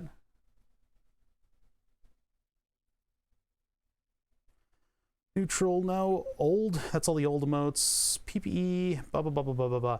I think maybe awe is where I'm storing the template, unless there's templates in here somewhere. No. Okay, so I think it's probably in here. Let's just look for like the template. It should actually be on a root directory. If I organized everything correctly, and look at where it is. Isn't that a convenient place? No. All right, anyway, open that up. So this is the template, the sacred template file. Let me get GIMP into the right size here. So the sacred template file. What operation is no? Okay, cancel. Whatever. I want to zoom in. So there's two different sizes, and I've got the different layers for the different pieces of it. So the outer part of the chip is kind of like a sacred size. It's got its maximum emote size or whatever I want to run. And so I can get consistency across my emotes by doing this. I have two sizes. There's the small one and the large one. The small one I use in select different things, but yeah, the large one and the color palette and everything is in there now. So from that, what I can do is try to come up with some kind of a suffer looking emote. Now I've already done some work. We made like a cringe emote, and that was Octaj going, we need an emote that sort of signifies that like we're about to turn something on, and everybody's kind of waiting with bated breath to see if something explodes. Platonius X94, thank you for following. That's a fun name to say. Platonius! So what I have in the actual emotes is, what is it? It's not cringe. What was it called? Stress? It might have been stress. Yeah, and then I start at 125 sized. So 125 size is kind of where I start, and then I will scale it down from there, although Twitch does scaling nowadays. So we did, back in the day when I was responsible for scaling my own emotes, we did a bunch of different tests in order to see what exactly the scaling would look like, right? And what types of pixel scaling algorithms we could use to get the best result. Turns out Photoshop. They actually put some work into it, and their scaling stuff works the best of any of the others. But I think just default settings also work in GIMP. We also found a GNU GitHub project that automatically, it's like just like a site that's hosted on GitHub that we could throw the emotes into, and it'll automatically size them to the sizes that you need, which is a really useful tool. However, nowadays Twitch just lets you upload them carte blanche, and it will size them for you. So they're PNG images with transparency. I'm gonna open up the largest size that I have of this one. This, I feel like we could turn into cringe. Now at the size that it will be, it's hard to kind of make out the lines under the eyes. I love this art style. This is from a Google emote, and I did a little bit of work to kind of like make it fit into the chip and everything, but clear eyes is not really gonna do it, and the teeth don't really come through properly. This one was one of the emotes that I kind of rejected. It needs to be bigger. It needs larger features. I want to take his eyes though. Oh, it looks like I don't have all the layers here. What happened? Why don't I have all the layers? Lame. All right, that's not good. What if I open up one of the other sizes? Is there? Oh yeah, there's an XCF. Okay. There we go. Give me your eyes. Close this one. So I want these two. So Control A, copy, move it over to here, give that its own layer. Go to this one, Control A, copy, give that its own layer, and before I get ahead of myself, save as. I don't want to save over my template. And I'm going to go to Emotes, new folder. How do you do new folder again? Where's new folder? Create folder, and call that one Suffer. Save that in there. Okay, cool. So we're ready to roll. Now I don't know whether or not I want it full height or half height, so I'm going to keep all those layers in there. And now I just need to kind of like make it look like a Suffer, huh? And I can add a mouth to it as well. What? Oh, need to give that a layer. Okay, two eyes have two separate layers. So now I can... Oh my God, what happened to you? I might want it to be the smaller size.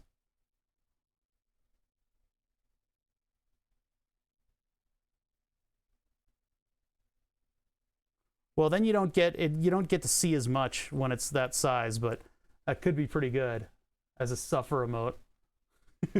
Just like that. It doesn't quite get the point across, though. I think it needs a mouth.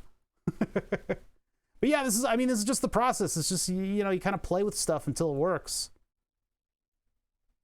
I can even move the eyes up above stuff. Although they're going to take on that little bit of yellow, but eye stalks, it's a crab. Nah. I think we're going to move that down a little bit there. All right, so mouths. I mean, we don't want a repeat of this one with the teeth there, because that doesn't look right when it gets super small. We're just going to do a big, bold, probably a smile on it. And so I want to look at some reference material. I got to find it. What did I do with it? Hey, it's all up here. Oh, God, everything is so cursed. Close the Krungo emotes. That one is like a bulldog. I want to find like a normal suffer emote. Suffer emote Twitch. Oh boy, this is going to get more cursed. My search results are going to be all over the place. Suffer emote Twitch. There's nothing. Google Images is failing me lately. Failing to keep up with trends. But like the important thing with me and emotes, what kind of I want to set myself separate on is that I got to make sure that this stuff looks good when you scale it down to 24 by 24 pixels.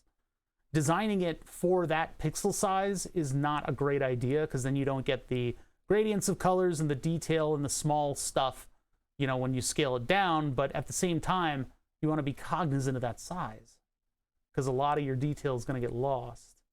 Oh my God, there's like big chungus emotes and stuff. I'm not showing these. I'm not showing these. Maybe the suffer's been called something else in the past. No, please don't open. Ugh. Oh, everything in the search results is super cursed. I don't think I want to do a pog. I don't think that's going to look good. Yeah, all right, let's reference it against other stuff that I've done. So, emotes. Now, which ones have, I think only a select few of them have mouths to begin with. And Cop has a mouth. That's close enough.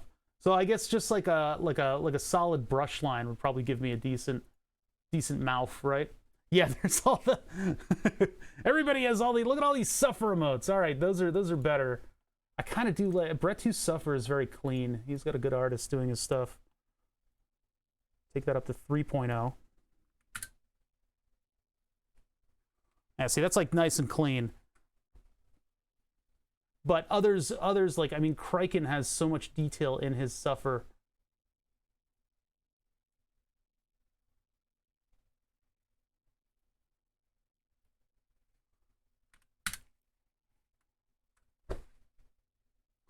God, the bags under the eyes, holy shit. It surely would be called O-Pogger. Oh, God. I wish I could get underscore as one of the prefixes for my emotes, but... A shit-face Borpa spin. I haven't added Borpa spin either. I don't want to really, like, ride the coattails of these other channels. Here's Arcanums. Arcadums.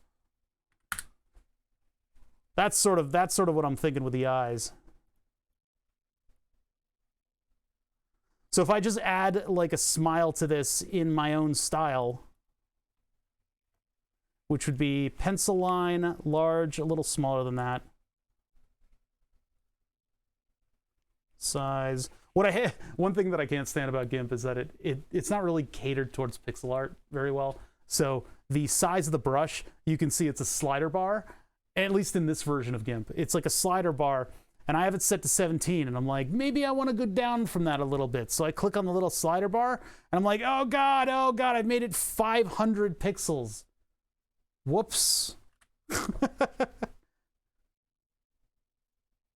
course, you can enter an actual numerical quantity as well. 12. Nope.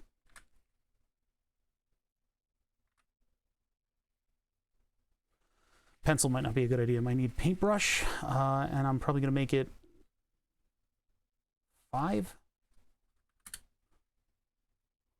5 is a square. Great. That doesn't look like it's suffering very much. It needs to be more of like a tolerant smile. Bit emotes? Oh man, I don't know. I don't know. Oh, I need a fresh layer for this, by the way.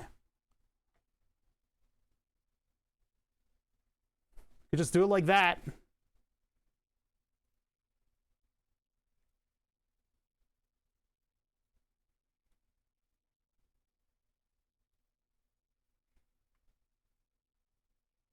Not quite.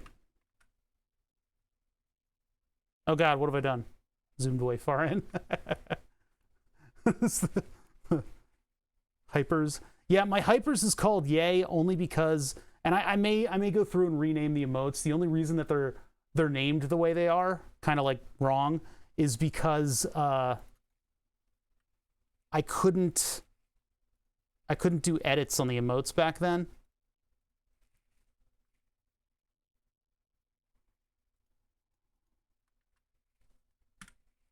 There you go. Okay.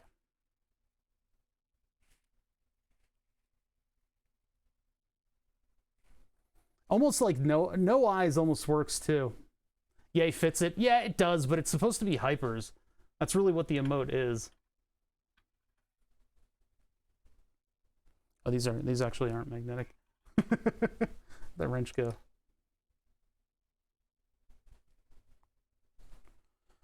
Yeah, what do I want to do here?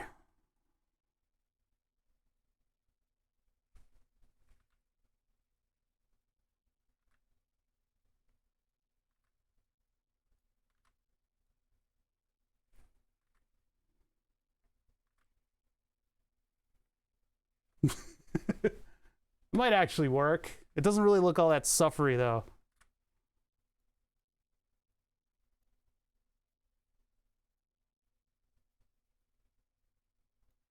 Okay, leaning forward, tiny little smile. That actually works a lot better. If I move that, like... I actually like it where it was. Too large. Just like that. If it were in the larger frame, what would that look like? Oh my god, his eyes.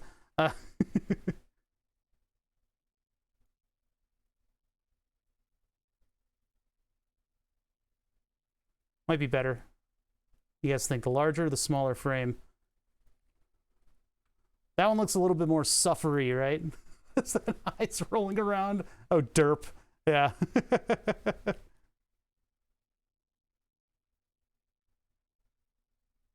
Oops. That's the background. Oh god, it's brain damage. This is an emote work day. We don't get a lot of people watching these days. It's okay.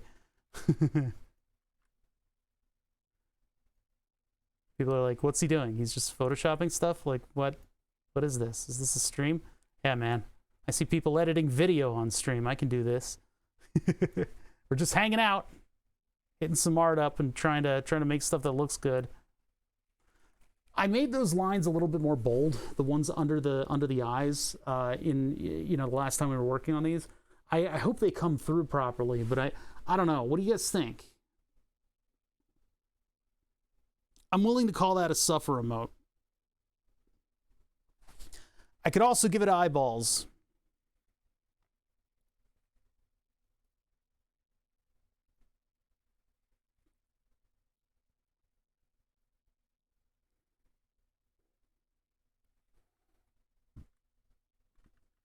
They need to be round. They can't be 5. Maybe like, not 70, you stupid program. Maybe like 7. And then use the paintbrush so that they have a little bit of a fade. And then where should they be looking for a suffer emote? Well, up to the sky, staring into the distance, not really observing anything.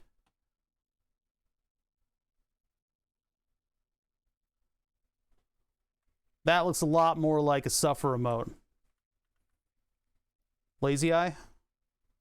Not quite.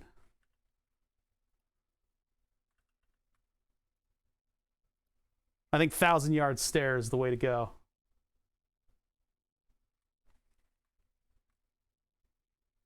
If I do that, it looks like there should be a little bit more smile on it, though.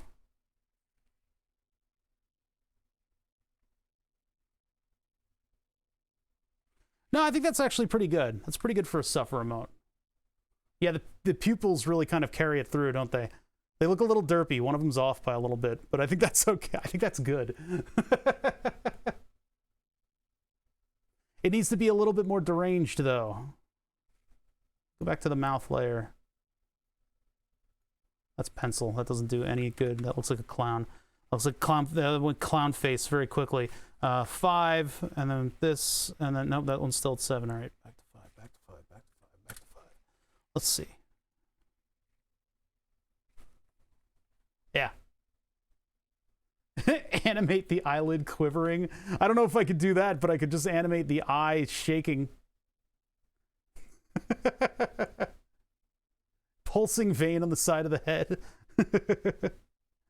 Yeah, maybe like a twitchy eyelid for the animated version. If I want to do an animated version of this, I mean, this is the new a new emote, so probably want to make new stuff with the. I could also do here. Wait, hold on. Thinking. I could add red to the eyes. Maybe red is a bad idea. I don't know if red's a good idea. I don't want to make it too busy, you know. I need to keep it simple. So yeah, a twitching eyelid, just like have it do this. It needs to be a thinner line.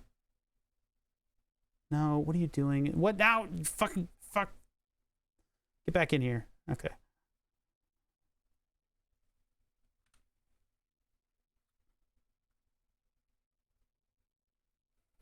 I'd have to work on that a little bit more, but just have the eyelid twitch upwards a little bit every now and then. Yeah, red would make it stoned. That's true. It's true.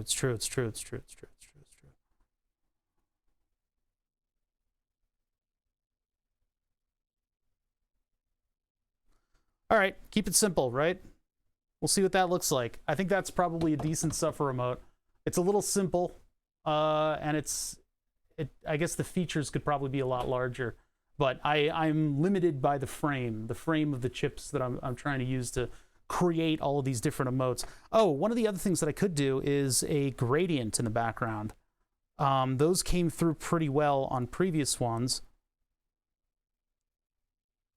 Foreground to background, and then the background color being, can we eyedropper this? Is there an eyedropper tool attached to this thing? It's not. Let's use the eyedropper tool then. Boop, boop. Okay, and then our background color. What would we go to? Hey, Dean, how you doing? We go the anime blue. That's not going to look great. Whoopsie daisy. No. You. Okay, and then we go to gradient. And if I do that, Jesus Christ, I got the wrong gradient. Oh yeah, I want to select just that area. Invert. Okay.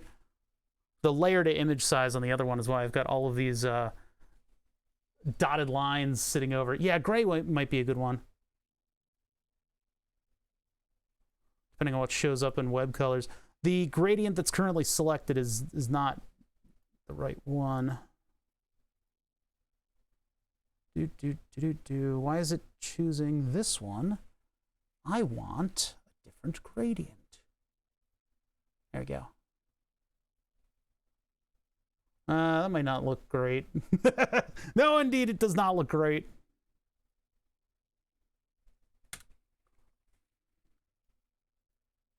Red for an explosion? Nope, not quite. Too orange. Let's see, what can we fade to? Just a darker shade.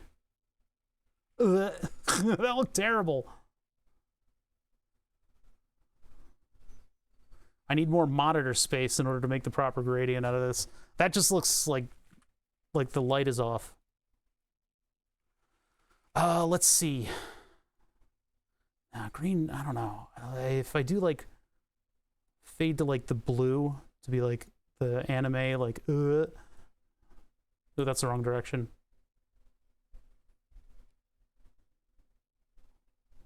Nah, that looks too weird. That looks too weird.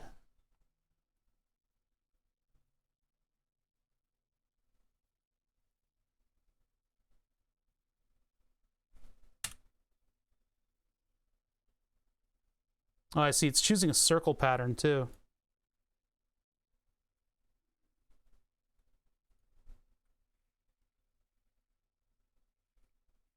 Where am I choosing? Oh, shape, radial. Here we go. Linear.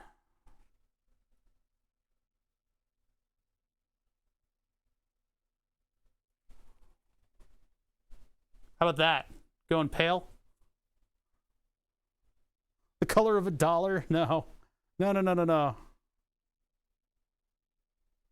That's sort of like a sickly color, right? That kind of works. Oh, the other one that I wanted to do is on the smoke emote. I wanted to make that gradient do stuff and then cracks in the chip. Green look a bit like it's gonna puke. I think the blue does. I think the blue does that. Mixture of too much caffeine and I feel like throwing up. Yeah. All right, I think I'm good with that. How do I finish the gradient? Do I go to another tool? Yeah. Select none. I don't know, keeping it simple, right? I think I'm willing to just like finish that emote. I think that's the end of that emote. Oh, this happens a lot after getting my vaccine. I got a wrench stuck to me. It's just something that happens. Where did it go though? I can't. Where did the wrench go? I just took it off. I don't know what happened to it.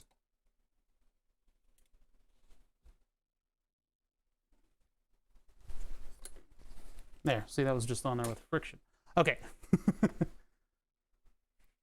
All right, yeah, let's save that one.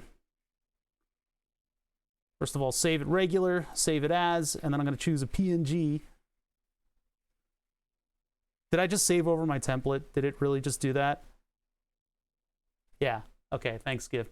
Okay, so GIMP figures that it would work in a different way than literally every other piece of software out there, and that when you save as, it will save off a copy as and then bring you back to your original so that you can still work on your original, but you saved off a save as. So now I have to fix all of my naming schemes. First, I'll just export a, what is it, Suffer 125. And that's going to be, oh wait, cancel Suffer 125 PNG, and it'll have transparency and everything. Save background color, gamma, layer offset, resolution, blah, blah, blah, blah, blah. Okay, that should do. Compression level 9. Yeah, I do 125 and then I scale it down to 112. Okay, let me fix all of the friggin' mess that I just created.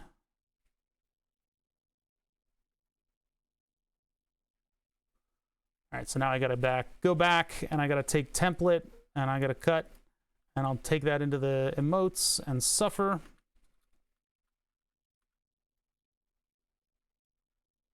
Oh, wait, it saved it as template in that folder. Okay. All right, what's my naming scheme for the other ones? Yeah, okay, same thing. So Suffer.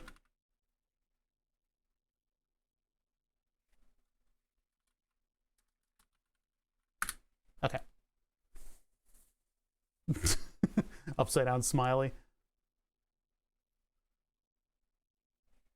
Yeah, so that's that emote. Cool. And I could upload that like right now. I don't know if I have any blank slots in my regular paddock of emotes. Let's see, Twitch TV, oh bother. Go into my settings.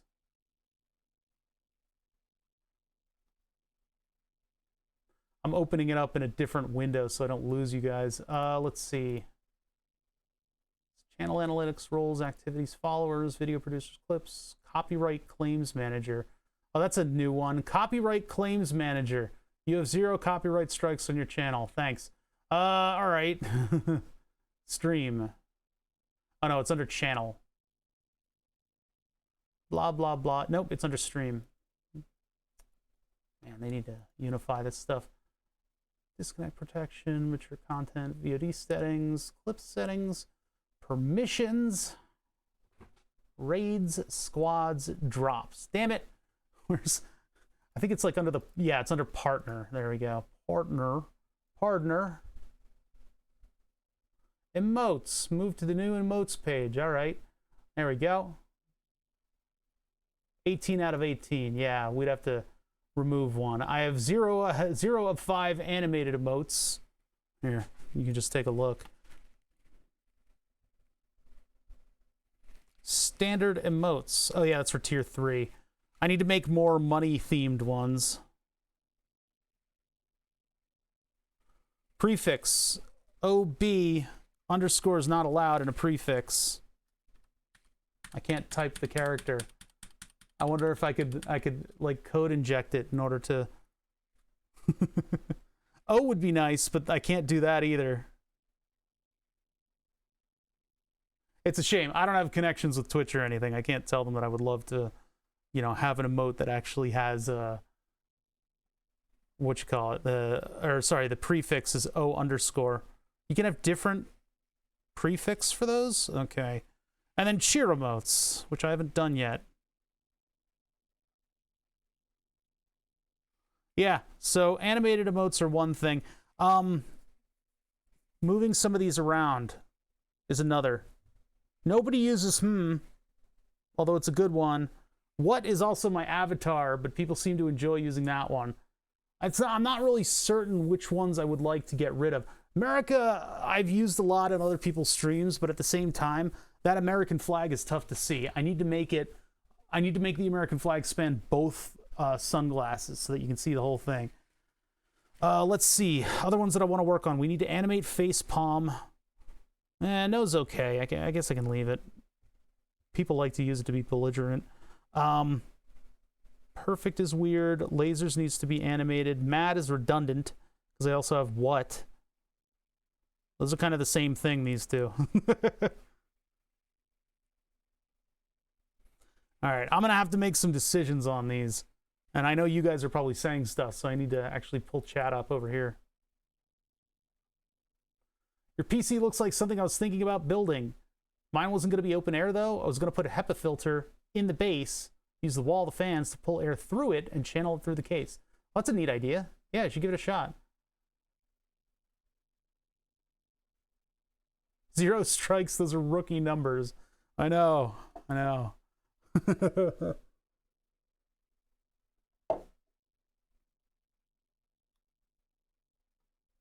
know, Fatanon, you're like the only one who likes the Mad emote. You're like the only one. That's all I get. It's just Mad is just simply managed by Fatanon. Oh, it's a sweet thumbnail that it shows.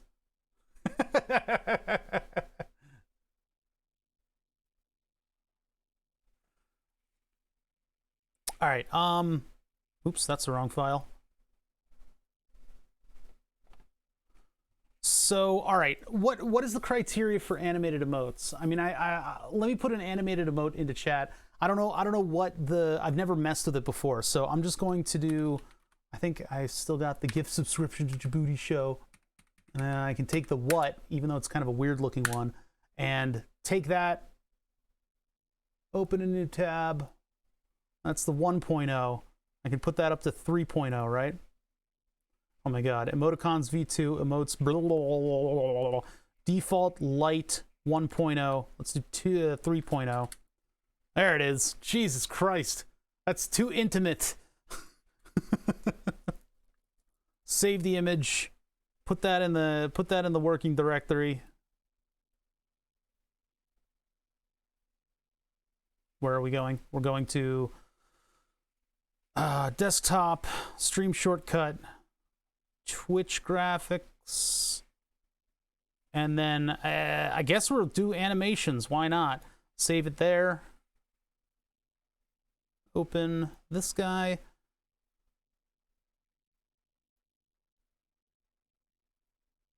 Oh, Twitch graphics animations. Maybe that was a bad folder. I shouldn't have saved it there.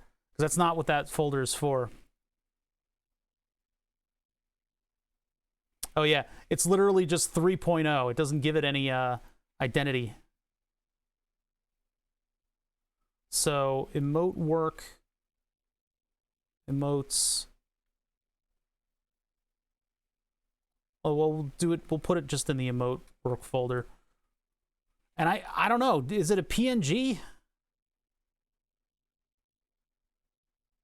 Wait a minute. I've still got the template in my.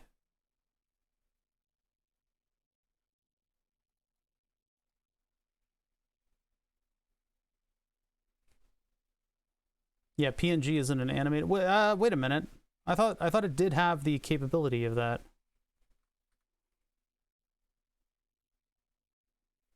Does it? Is it 0 KB?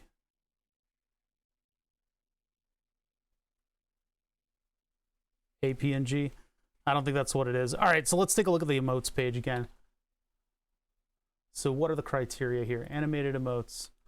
Upload a GIF. Okay, so upload your emote PNG and apply one of the 6 anim. You can do 2 things: upload a GIF, or you can actually add an effect to it. So .gif. All right. .gif. XCF is a poor man's PSD. I don't care. I don't care. This is what I have to work with. I mean, I do have Adobe. It's installed on the other computer. Well, it's installed on this computer, but it's fine. Things are a little less intuitive in GIMP world, but they're also cheaper. Yeah, one of the 2 allowed formats for Discord stickers. APNG is one of them. I don't have $300 a fucking month to spend on. All right, so this should be a GIF, but it didn't save as anything, did it? So I need to go back to the creepily up close Justin emote. A little too close to Justin for my liking. I like to have a little distance. What happened to it? Did I close it? Hold on, I'm looking for it. Well, it's set up like Djibouti Show is with their tablets and stuff all ready to go. Yeah, I think I lost it. All right, I'll just scroll up in chat. Open in new tab. Bring that tab over here. Make that into a 3.0. What? All right, and then save. We're going to make sure that this is a .png. Oh, sorry, GIF. Twitch graphics, not animations, because the Twitch graphics animations are like the you know, like this one. That's what I'm talking about there. These are MP4s that a friend of mine makes in Adobe, which is the reason that I have Adobe, is because of that guy.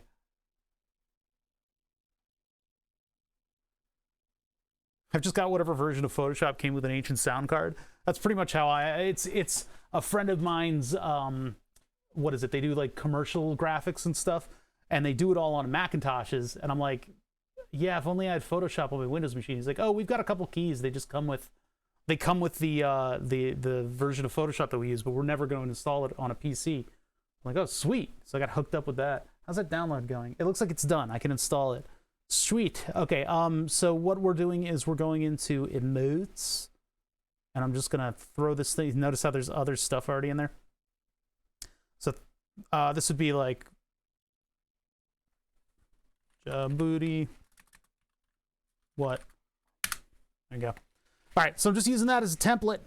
I just want to know like what the properties are of the GIF that I can put in, because I mean, you know, if you let Macintosh guys make your stuff, like this was like a gigabyte or 2 of information, and I had to tell them to pare it down a little bit, because not everybody is viewing 4K super duper ultra Macintosh formatted stuff.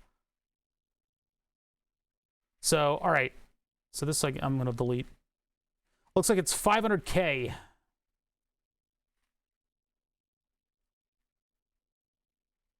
Edit, open with, and it's not even on this list. All right, cool, man. All right, so file open. And then emote. No, emote work. And then the one that starts with J for the booty show. Booty what? All right, so in GIMP, oh my God, look at what what the preview of all the layers is. It's all just like static. Weird. So I think this is every time something changes, it does the change in pixels. I don't know. Every single layer is just like this blurry, at least in the previews. But so each frame of the GIF is displayed here as a separate layer. This is how GIMP is doing GIFs, and this is a replace operation. So I guess the pixels that have changed to get replaced or something like that. So 40 milliseconds per frame, and we've got 53 frames for a 500 kilobyte GIF. This is how I do this stuff. I deconstruct it down to its component parts. We can use far less information to convey what we're trying to do. We're not like a video like this. These guys clearly, you know, they own Photoshop and shit like that. So they probably took an MP4 and they converted it into a GIF, which is probably not that hard to do, but I honestly don't want to subject you guys to a close-up of my face in your chat. I think that's a war crime. So anyway, what I can do is I can just, I'm not going to do anything with IRL graphics. I can animate on the twos, so to speak, and do like 80 millisecond frames where it just goes boop, boop, boop, boop, boop, and then that'll look, you know, animated enough to be a facepalm wipe. Each layer is a full change of the image, and there should be a panel to control the speed delay. It's not a panel. It's actually, when you go to save, you give it the options. So you can also rename these frames. So if I change what's in this parenthesis right here, it will change the amount of time that frame takes. Yeah. Converting videos to animated GIFs is exactly how it's done these days, touched up in PS, GIMP, etc. Yeah, I don't have animation tools, though. I don't have animation tools, so I do it like this, and it's painful. It sucks. I'm sure there's an animation like helper. There's probably like online drawing tools that would help you do that too, right? I only know how to do stuff this way. I'm an old man. I'm set in my ways. What do you guys know? Because I mean, I don't have like vector animation tools and stuff like that on this computer. Let's install, while we talk about this, let's install superposition on this computer so that I can start cooking it. Do you guys think it would be more beneficial for me to use some kind of animation tool? Because I never learned any animation tools. If I learn some kind of an animation tool and utilize that in order to create the animated emotes, because I don't really want to do stuff that's that complicated. It's actually fairly simple. With the two of the emotes that I can think of right now would be the facepalm and wipe, which just requires me to move one layer down every couple frames and just save off another frame. And then the other one would be to have the smoke chip without animating the smoke plume, the little pompadour of smoke. I can make that gradient turn darker and then have like a crack or two appear on the chip. That's all I got right now. That's all I can figure out. Install, install, install, install, install, install, install. Oh my God.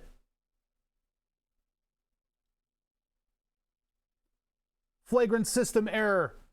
Computer over. Virus equals very yes. This is a strong bad background that I keep in my backgrounds folder.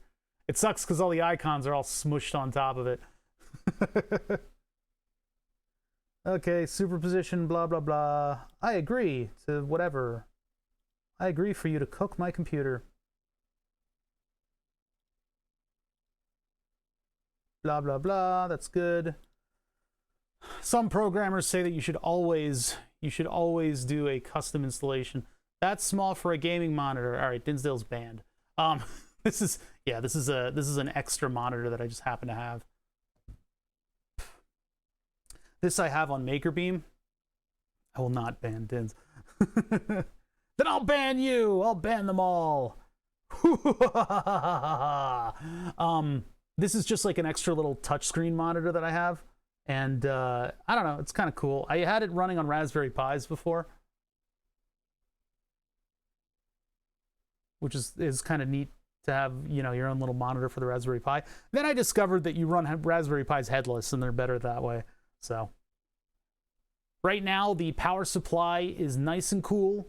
There's a little bit of warmth coming from it right now. You can see that ambient temperature-wise, it is, of course, pulling the most heat tasking right now, but it's doing okay.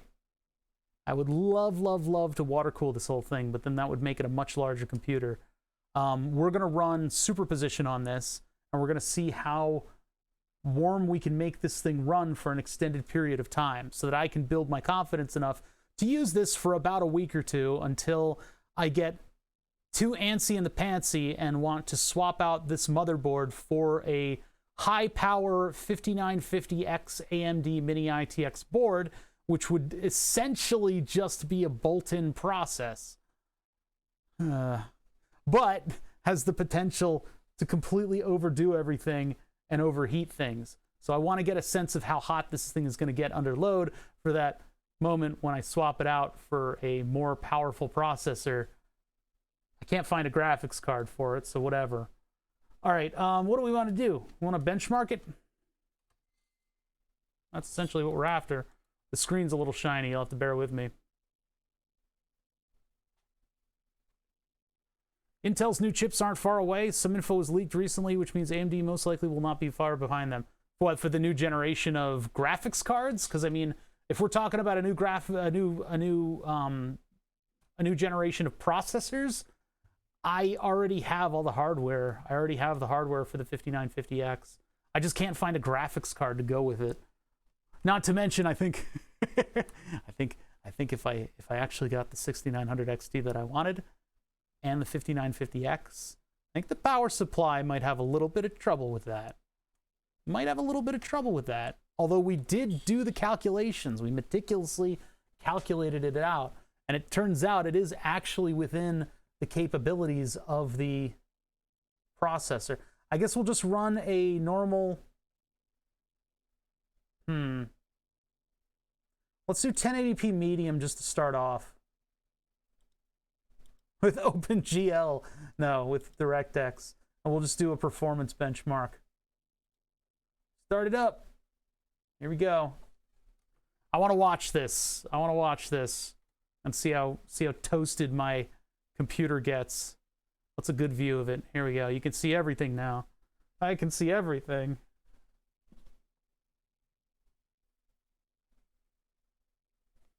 Loading. CPU fan starting to spool up. Grinding noises from the power supply. Buzzing and grinding noises from the power supply. I built my new 5800X system recently. It's a bit buggy compared to my old X79. Really? Yeah, I mean, I'm concerned about running AMD and the stability of things. A friend of mine built an AMD system, and it turns out that undervolting things a little bit was to his benefit. So we are generating a lot of current right now, going into this three-dimensional display of polygons and whatnot. You can start to see some power cords heating up a little bit. The 16-gauge wire, 14-gauge wire coming out of, no, larger wire. Yeah, 14-gauge wire coming out of this thing, which is pretty thick wire, is showing on the thermal imager, which means it's a little bit over the ambient. Now, if you guys can hear, I don't know if you can hear this. Let me get close in.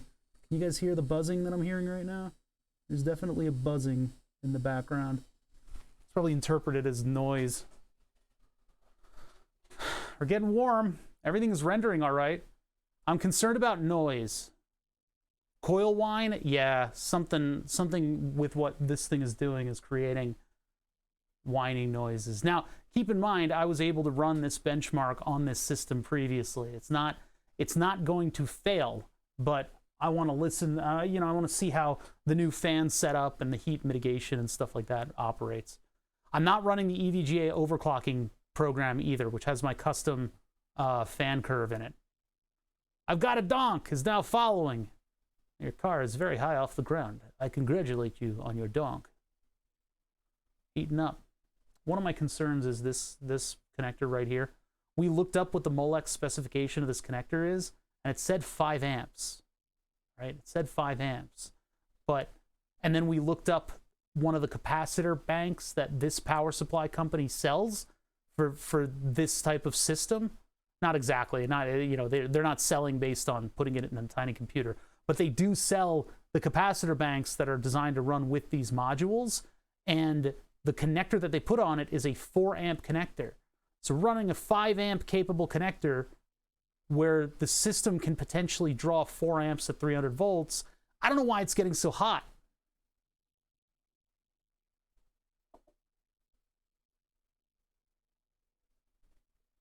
These sounds that I'm hearing coming from this power supply are quite concerning. The fans on the side have started up. And it's making that grinding noise. Is 16380 good? Does that, what is that? FPS minimum 87, average is 122. GPU utilization max 98%. Hell yeah. I don't know what a good score on superposition is. Probably not nearly what everybody else has. All right, back. We're doing 1080p Extreme. Well, actually, Stress. Please upgrade to Advanced Edition. God damn it. Fine. 1080p Extreme on DirectX. Do it. It's really Unreal Engine 2? Yeah, there's probably a compare option, but you probably have to pay for it, which is why I was trying to get 3D Mark stuff. I might have to spend the $30 if I really want to see what similar hardware gets in benchmarks. We're not really shooting for the moon here, right? I'm not gonna be like getting good benchmarks compared to everybody else. I mean, save for the fact that I'm sucking in cold air from the atmosphere. What I'm really trying to do is stress out these power supply modules. Get some hot air belching out of these things. Plug a 1500 watt space heater into an outlet and use your camera to monitor the wall where the power wire runs. You may actually see it warm up and even a little of those rated to it. Matthias Wendell YouTube is using thermal probes and a Pi to monitor his home power usage at his breaker panel. Well, that's kind of cool. Yeah, I don't really want to heat up the wires in the walls. Thank you very much. I don't really want to do that. You can see the wires in my arm. You can see the veins in my arm through thermals. Man, these are some concerning noises that I'm hearing from this thing. It's like it's making like, you know, because the frequency is changing in order to optimize the power that it's able to produce out of these two things. I don't know what the current rating is coming out of this thing. I guess I probably should have hooked up a scope probe on it, but it's drawing quite a fair amount of current into this computer. Take a closer look at what's going on here. So I've got the fans are in a push, pull, push. Push, pull, push. So the two cooler fans are supplying air to the heatsink, and the hotter ones are removing it, which is good. That means that a lot of hot air is being pushed out of the heatsink. This is all the way on the end, but it is not too hot to touch. Yeah, it looks like it's doing its job. Although, to be fair, I'm wondering if I should have done every other. Like, this would be an in, that would be an out, and then we'd get hot, cold, hot, cold, hot, cold. But I don't know. Supplying it like this means that there's air going in this centerpiece here, and that there's air coming into these ends. Yeah, when it was all the same way, there was like a low pressure inside, and it wasn't able to move any air. I can feel hot air wafting out of this thing right now. Although some of it's probably getting cycled back in, it is having a good effect. I mean, this thing is nice and it's not that toasty.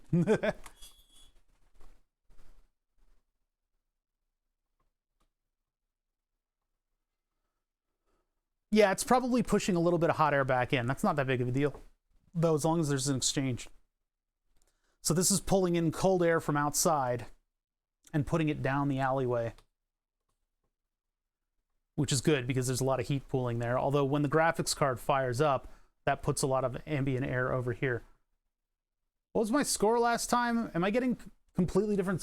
4186 in extreme mode. i7. Oh, this is an i7 6700K. Sorry. Not a 2700. This is a 6700.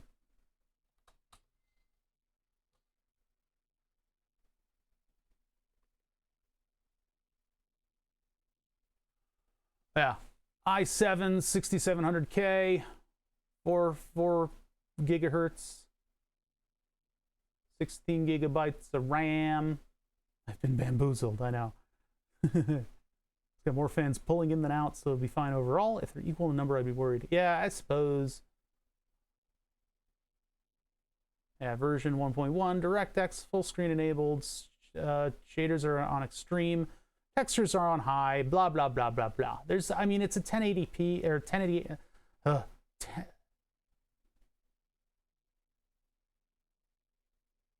1080 FTW, is that right? Yeah.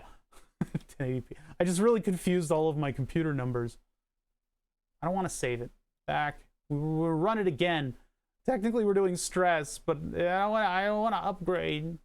It costs money. I could get the other benchmark, the 3ds Max or whatever.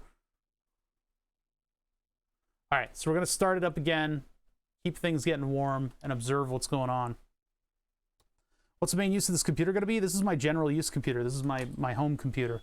I also game off of it and talk on Discord and stuff. So, but I like it to be a fairly minimal PC. The sound card on this thing is a DAC. Sorry, a D to A that has also a tube amp on it.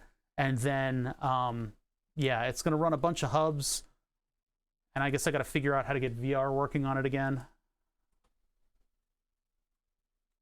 I wanted to do Fusion 360 in VR because I thought that would be really cool. It turns out you have to make your own game engine for it. I don't think anybody's really doing anything with that, which is kind of a shame because I think Fusion 360 could do a good job integrating like Steam VR stuff in it. I think that would be really cool for AutoCAD to sort of get done. Sorry, my camera's like not letting me get these angles properly. It's small enough to wear on your back for VR. Yeah, save for the giant batteries that I would need. Whew, that gets toasty in that little... This is the toasty corridor. Corridor? The toasty hodor. The corridor of heat. Glad I got all the wires out of the way, though, because that means that we get enough air going out and across this. Love the new color scheme. I really kind of think, I mean, gray is going to be boring. Maybe if I can get purple to stick to the glass, which I don't think it will. I think it's too bright on the orange. But the orange looks really good if you do it with black, the anodized black railing, in my opinion. How are we doing on processor heat? In terms of like the cables going in there and everything. The power supply looks a little... Okay, hold on, let me get that. Power supply is looking a little toasty.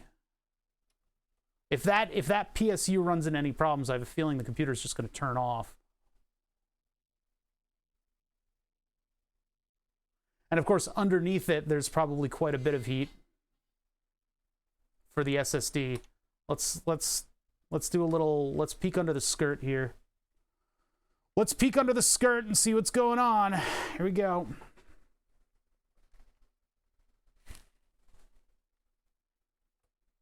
Yeah, it's pretty toasty under there. Everything's holding on all right. Yeah, that's just warm. That's not as hot as it was before. I still kind of would like a little bit of ambient air under there. The original case actually drew air from underneath it for the graphics card, because the graphics card was facing the other way, and it was a blower type graphics card, so there was just a hole at the bottom of the case, and so it would draw the air from below and then throw it out the back. 4177, I don't even know what that means. I don't even know what that means. Compare with online. 18,000 for an Intel Core EVGA GeForce RTX 3090. Well, you know, can I narrow this down by like 1080p extreme, only superposition benchmark, 5 pages in, we're still in the tens of thousands. I don't think I'm going to be able to find 4,000 in any appreciable amount of time. I'm down to 12. We need to get a fraction of that. Still loading. It went down 10 points. Oh no! I mean, I'm not running the overclocking utility. That might help. 12,000. Ooh, this is toasty over here. 11. Still 11. I think we're running into the bell curve, the statistical bell curve where everybody has these scores. Radeon graphics. Uh-oh. I'm falling behind. Oh no. Into the nines. Ryzen 9 with an EVGA RTX 2080. 9,000 still. I can only skip like two at a time. 9,000 still. I'm going to run the overclock utility and see what that gets me. So where were we at? We were like 41 something. 4177. Okay, I can't. Okay, Alt Tab. There you go. 8, 7.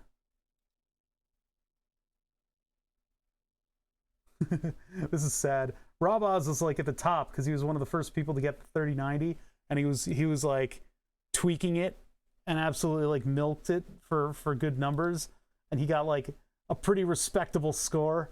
Here I am down with the dregs because I can't find fucking hardware to buy anymore.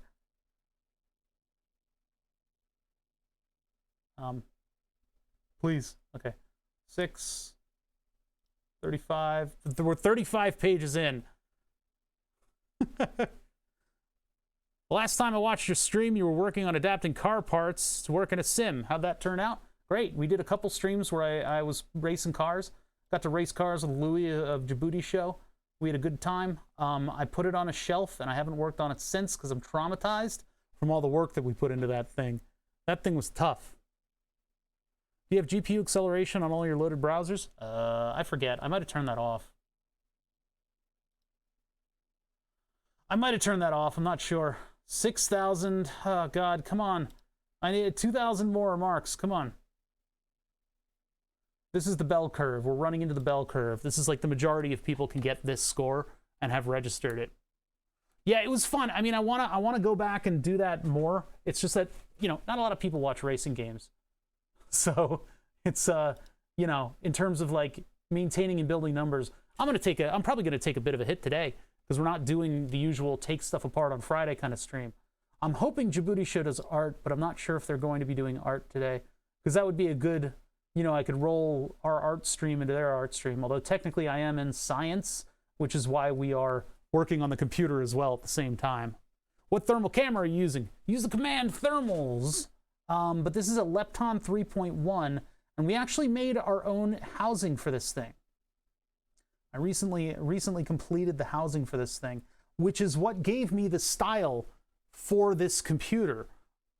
Like the capacitor brick, which has these little panels on them that are a mesh. And so that chamfered look with the mesh is something that I sort of developed for the thermal imager housing in order to facilitate air transfer between the thermal imager housing and the outside world. I'm still looking for the 4,000s. We're stuck in the 5,000s right now. I want to see what hardware mine compares to. We're in the 4,700s. We need to go to the 4,100s, which is probably right at the top of the bell curve. If John B can get away with Tarkov streams, I'm sure he can get away with some Wreckfest. John B is a different appeal for why you would want to watch him. Maybe because his brain works weird. And he makes good music. And he was popular at the height of Flash animation. It's a different thing. It's the same reason that Snoop Dogg can have a 5-hour stream with no audio, or where he's not even around.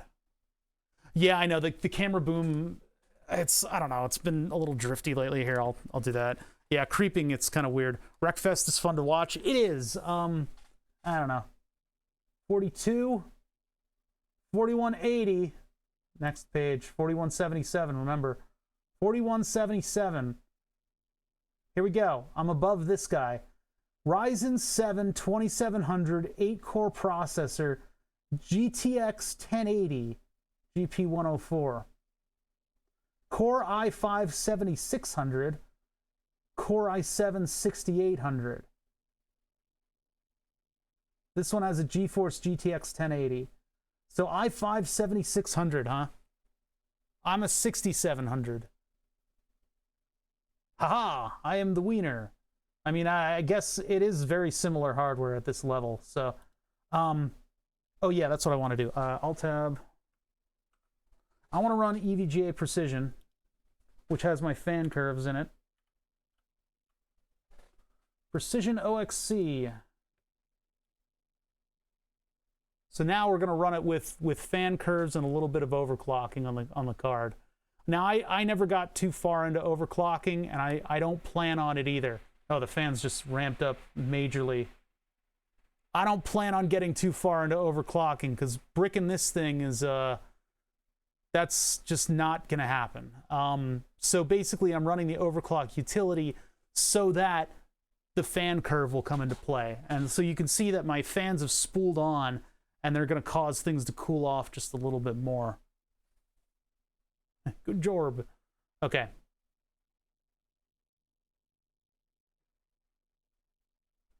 Let us start up the benchmark again. So this thing doesn't do like a burn-in, which is kind of unfortunate. Oh no, I don't want to save it. I mean, I guess I could. I probably still have Furmark. Let me see. That doesn't look like I do. All right, let's run this again.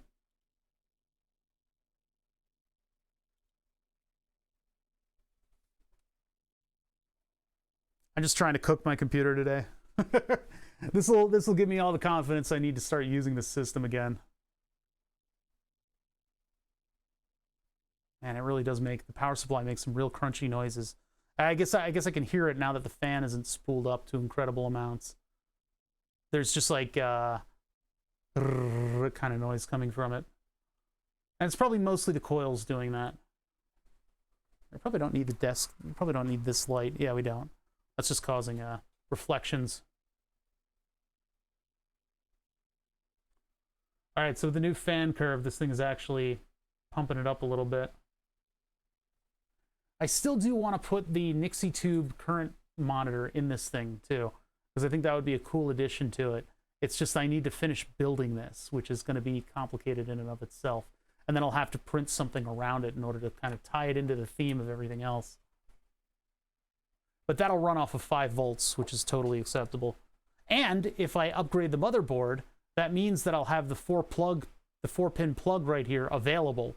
So I can plug the Nixie tube directly into the power supply for the motherboard. And those don't use a lot of current. I think it's like a couple hundred milliamps. All right, now the fans are actually starting up properly. The fans are actually spooling up properly. These side power supply fans are off. Wait a minute. I didn't expect this. What the heck? Those fans are off. Oh yeah, the other thing that I can do is I can put blue LEDs in the corners where all the fans are plugged in. Those circuit boards, they will turn. I have an LED on the speed pin, so I can hook up an LED and a resistor, and then as the ATtiny85 goes to change the speed, I can have the ends here light up a little bit, which I think is just a neat little touch because I won't be able to really observe how fast those are going. You can see the speed by the brightness of that blue LED. And I really should have put smaller resistors on the power supply. There we go. And a little bit of heat coming off of it, but I mean, all of the air that the graphics card is moving is helping to cool down this area. Yeah, so the fans on full speed, you can hear making a little noise. Right now, the fans on the GPU are making the most noise, and the power supply is making a noise that I find hard to describe. Like a, but it's very subtle. It's not quite as sharp as the noise that I just made. Very difficult to describe that noise that it's making right now. It's running pretty good. Okay, we got 100 points. I got to 4216. Let's run it back to back though. I want to run it like immediately just so that we can get like a baseline amount of heat out of this thing. Why do you have to make a poopy noise? Stop making a poopy noise.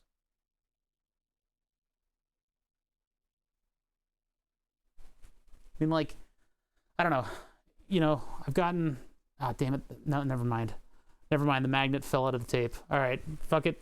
Fuck it. No more 5G joke. No more 5G joke. It fell out. There you go. Magnet and tape. God, so dumb. So funny, though. For Max Load, I use Furmark and P95. Yeah. Is P95 one of the P95 is the pi calculator, right?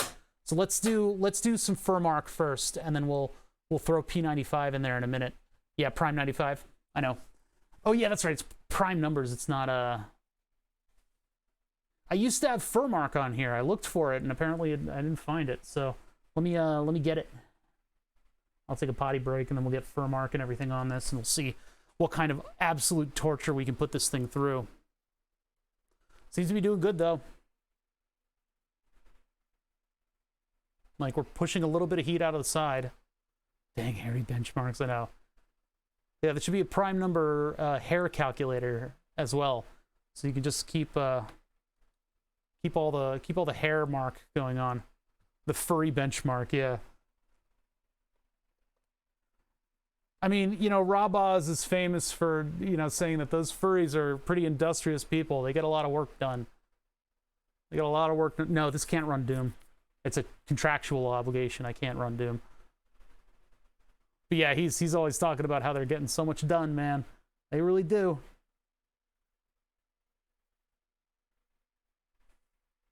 So right now, I can hear the GPU fans putting in a little bit of overtime, and I can start to hear the power supply fan spooling up. You have 6 of the same type of fan with a small prop on it, they're going to make a bit of noise. But they're not that loud. The noise floor is a lot lower than on the previous system. I haven't run any benchmarks since I built this computer. I'm installing superposition now. See how it does. Yeah, let me know how it does. Is your hardware comparable to this old system? This is an old system, but it's better than a lot of people's computers, I know. It's just when you watch Twitch for, like, computer stuff going on, people are running, like, modern hardware, like the latest stuff to come out, and, man, I just couldn't find any. May replace the motherboard, though. That may happen. It's shiny and new next to my setup. I know, man. Welcome to the trenches with the rest of us, right? This is actually a really nice system, and I'm super happy that I spent the money when I did. This is right during the GPU crunch of 2016, I think, and I was able to do the EVGA lottery in order to get it, and then I, you know, did motherboard and hardware and everything. Every time I do this periodically, where my computer will go down for a couple months and then back up. 4195. See, the heat is making us slip.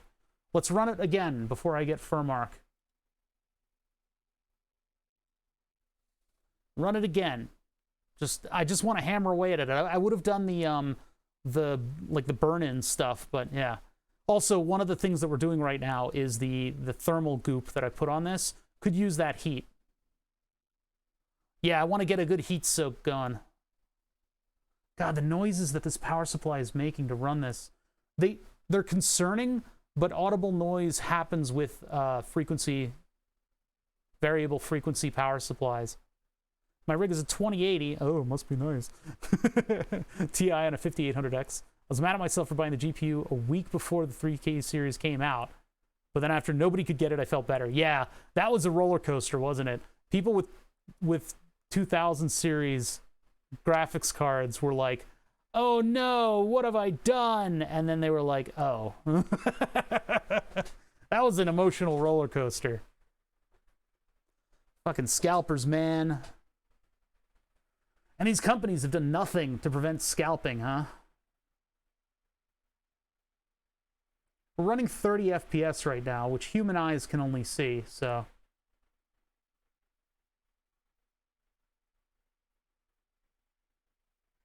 Oh yeah, there's a little orange accent lighting down there on the motherboard. I like that. Good that I got that. I'm blocking all the orange lights on the motherboard though with this cable. I've run almost nothing but BlueStacks and played Android games since I got it. Yeah, welcome to high-end graphics where I play a game that's Vikings in a low poly style, or sprite-based submarine games, or a game that has so few polygons that this thing the number of hexagons outdoes it. Yeah, Gigabyte board, I might be able to change the color in the BIOS, but I mean the theme of this thing is orange, so I think those are fixed orange LEDs.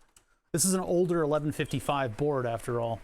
See, there's 3 orange LEDs that are like hiding in there, not really illuminating anything, not really pulling their weight.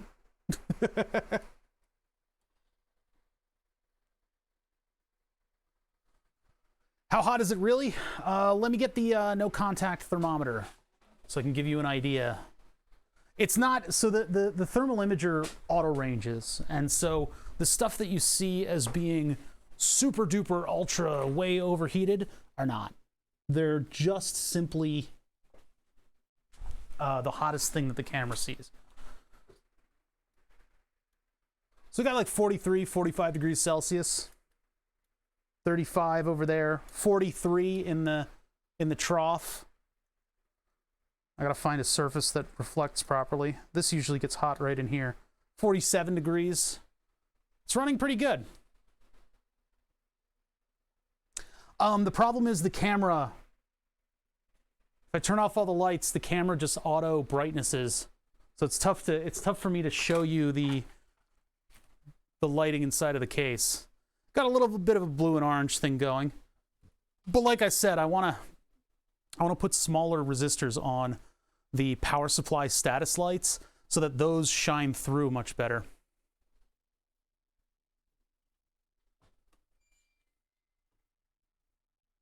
And then I want to, the Nixie tube here will be orange. So we'll have kind of an orange thing going on in the front. And I love the fan. I love the fan window. That's one of my favorite features, even though it's not that special. But then one of the things that I can do is on the ends, I can put a blue LED and a resistor. And then, because I made custom circuit boards for the 2 ends that distribute power and signals to the 6 fans, the 6 Noctuas. So I've got one on each end, and what I want to do is put the LED and the resistor in there so that as these fans spool up, you get blue lights from the corners. So yeah, it's not as impressive in the dark on this camera because the camera doesn't do justice. It ranges the brightness on its own.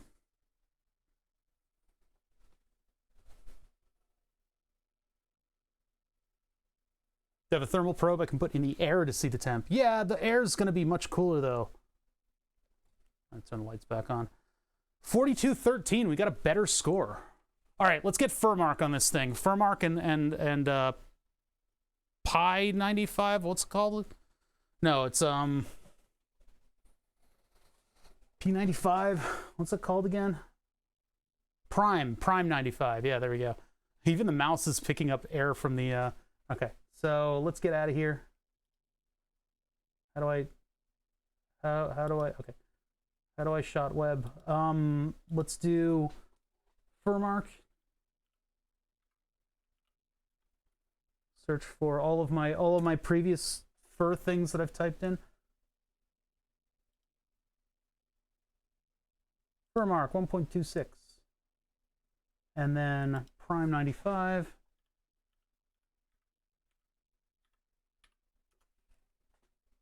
Was it like a download.com download? Cash awards for discovering. What? Jesus.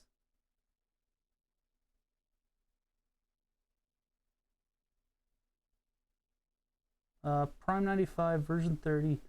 Modern personal blah blah blah blah blah. How it works. Free software license.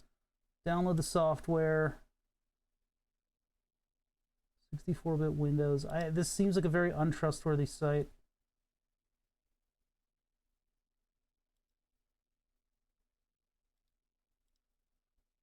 And the computer has trouble actually. Like it seems like it doesn't want to download stuff.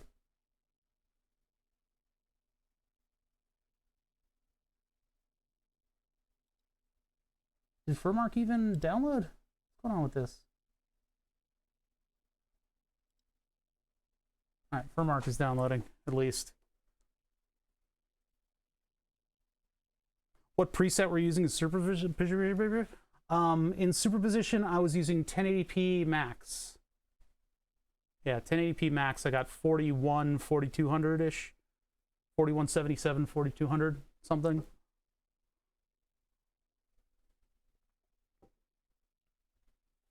All right, Prime 95. Let's see. FurMark just finished. Let's open that up. We're just downloading and running software. It doesn't even matter what it is. Sure, yeah, put all the viruses in here. That's great. What did I just back? What the fuck is this? We'll create shortcuts. Okay. Desktop, quick launch. Don't need either of those. Go for it.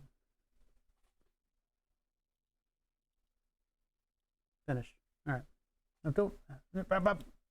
My old friend FurMark. All right, let's try to get Prime 95 to actually download. I don't think this is a good place to get it.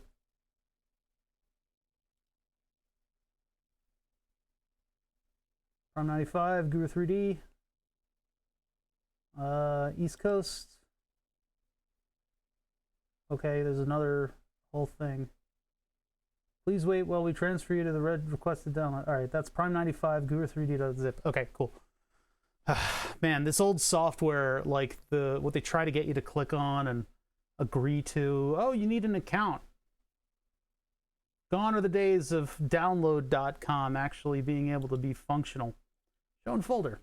All right, so first of all, FurMark we already installed. Prime 95 is right here.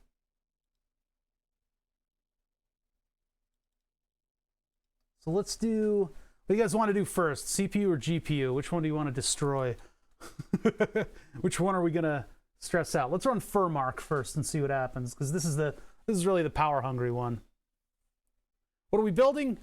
We are working on stressing out my computer. We were working on emotes for a little bit while I figured out, while I downloaded a superposition, but now we've got Prime 95 and we got FurMark here, and we're going to try to burn my system.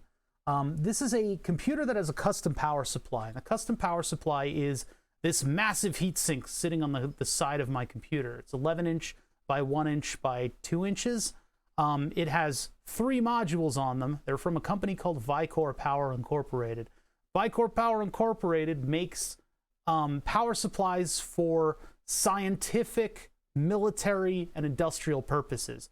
They make some really advanced, really well-built power supply modules so that a power engineer doesn't have to go through 120 volts AC all the way to the voltages that their device needs. Instead, they can drop a couple modules in there and just see what's going on, and just get like 12 volts out of the other end, which is exactly what I did. In ship like computing systems, they would take 300 volt DC in, they'd turn it into whatever other voltage that the devices need. In our case, we need that 300 volts because the generation of power supplies that I bought work from 300 volts to whatever voltage you need.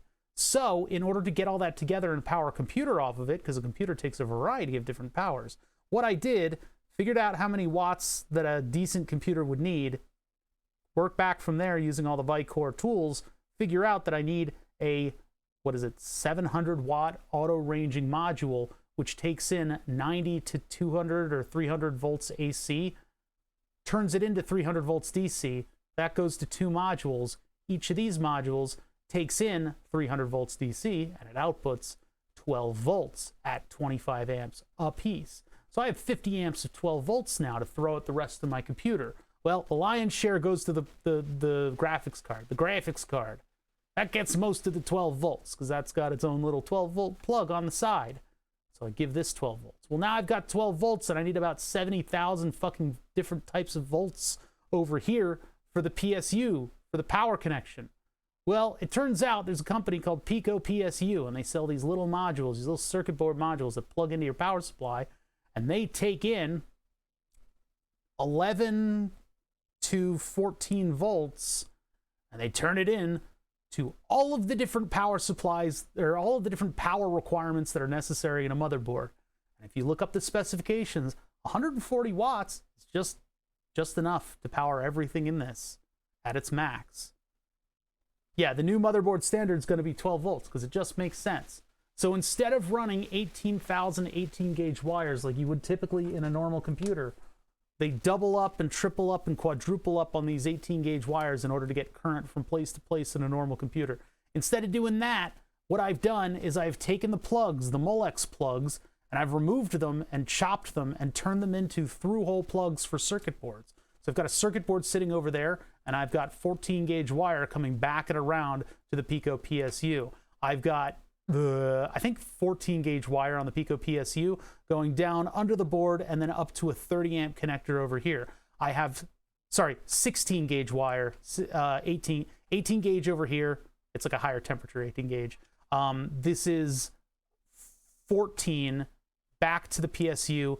This one, 18 gauge, 16 gauge, 14 gauge, even thicker wire going back over to the power supply. Now, when we are running full current, there is, danger to the manifold. That's the problems that we've run into in the computer in the previous versions. There's a little scorching on this cable because this thing wasn't meant to pull 95 watts. However, I've directly soldered it on this thing. So no longer will we be scorching cables, potentially with a big capacitor block that's required for the power supply. But now what I want to do is I want to really hammer away at this computer and see what it can do. So we are benchmarking it. I don't exactly have the most advanced monitor in the world. This is not a ViewSonic Elite, $4,000 8K monitor crapped out by Steve Jobs himself in order to make 4K content for movies. This isn't like a great monitor. We're not running that many pixels out of it. But we can run something like FurMark that's going to put enough triangles through this thing that it'll never want to see a triangle again. So let's do that right now. So what are we doing here? Resolution 1280-720, sure. Anti-aliasing, don't care. Tools, GPU-Z, GPU Shark, no. I can open up hardware info, but I think this thing will pull numbers anyway. GPU 1, NVIDIA GeForce GTX 1080 GPU, 32 degrees Celsius. Powers at 4% TDP. GPU stress test, go. Caution. FurMark is a very GPU-intensive application, and you may experience some instability or system shutdown. I love utilities that have a good warning label on them. This is what we're all about here, man. This is a righteous fucking program. If they're like, by the way, something might kind of explode. I have no clue what all this is except for the PC parts, and this is damn interesting. Yeah, so basically, for the PC assembler in mind who doesn't know the engineering behind this, I won't give the details, and the rundown becomes how power thing, make 12 volts, everything 12 volts, tiny power supply. That's the gist behind this build. Now, I've been running this thing since 2011, not with the same hardware. I've been running this design since 2011. And if you hear, by the way, that noise that sounds a whole hell of a lot like my power supply, that's actually, it's that season where the bugs are sounding like the power supply. So if you've got like, it's not cicadas. I don't think those are cicadas. It's just like a kind of bug. Like what bug? What makes that noise? What bug? What you know that noise that bugs make? What is that? What bug is that? Anyway, that noise is similar to the noise that the power supply makes. Is that a tree frog? I don't know. No, there's a particular bug, and they have like a swell. I guess it must be cicadas, yeah. It must be cicadas. They finally flew their way around here. We didn't have a lot of cicadas in the Northeast, though, where I am at least. I don't know what it is about Philadelphia where we don't have cicadas. It's soon to be a dead bug is what it is. The only good bug's a dead bug. Would you like to know more? All right, so anyway, we've got a righteous caution message ahead of this thing that we might blow everything up. Too high overclocking settings, insufficient PSU power. That's what we want to see. Problems with the VGA cooler. All right, so here's the deal. I'm going to move you guys over here, and we're going to take a look at the wires for the GPU. And we can't see the whole wire because I've run them under this carbon fiber plate. But we've got a little view of them here and a little view of them over here. And that's where the heat is really going to be concentrated. So actually, I can move you guys like this, and then we'll be able to see everything. Nope, the rail is blocking. Well, no, we can kind of see them. Here, maybe like this. Yeah, that's good. You can see... Ow, I just poked my finger on the case. You can kind of see them over here. Those are going to be obscured, but we can kind of see the XT30 connectors over here. If you have water near you, it could be the spring peeper. Did you just call me a peeper? Yeah, that might be it, because there is water nearby. It's a very loud bug, you know? Display the warning message, check mark. Okay, are you guys ready? Here we go. We're gonna cause a little bit of heat. Oh yeah, there it is. There she blows. You can see GPU heat is rising on the little chart at the bottom. Of course, we'll be able to see it actually rising with the GPU. We're getting all kinds of robot noises out of the power supply right now. And you can see the first indicator of all the current this thing is running is the 3-pin connector on the capacitor brick is quite lit up. This is my concern. So we're gonna have to keep an eye on that thing. If that gets too warm, I'm gonna have to do a little soul searching and buy some connectors, but 34C so far is pretty good.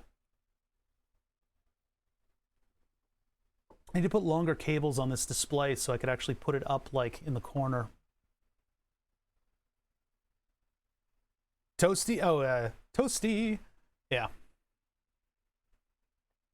Yeah, it sounded like a cicada. Okay, nope, no longer sounds like a cicada. We're at 66 degrees Celsius. Where there's smoke, there's fire. Do you see anything burning? I don't smell fire. I smell hot. I smell heat. Yeah, a little bit of electricity going through there.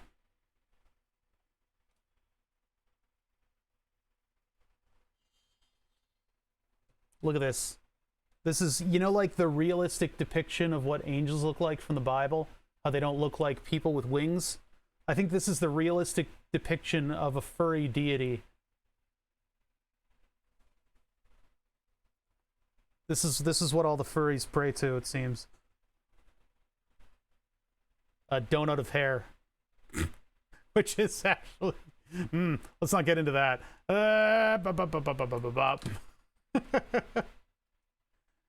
You have a choice of crickets, katydids, cicadas in North America. They're not katydids. They're definitely not saying katydid. Unless their way of saying katydid is eh. What a statement to join to. Welcome, Dewey. We're definitely doing stuff that is within toss. No, nobody said it. You had to say it. Don't say it. We can leave the implication. Jeez. What did Katie do? You don't want to know. Smoothie Dreamer, thank you for following. Yeah, we're cooking the processor right now with Furmark. We're seeing how the power supply does during it.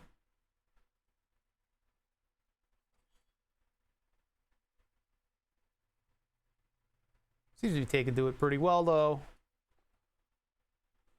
We're kind of topping out at 32 degrees. See, the max has been 70, it says. Maybe that's the max before stuff starts to go awry, but but we're baking it in. So this is a marathon.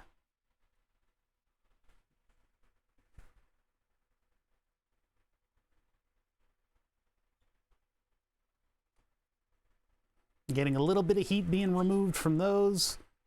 The power supply is looking a little toasty in its cubby hole. How's this so warm? Yeah, it's pretty toasty. It's not painfully hot though. It's pretty cool considering, but yeah, that whole thing, anything that's attached to the power supply is pulling some heat.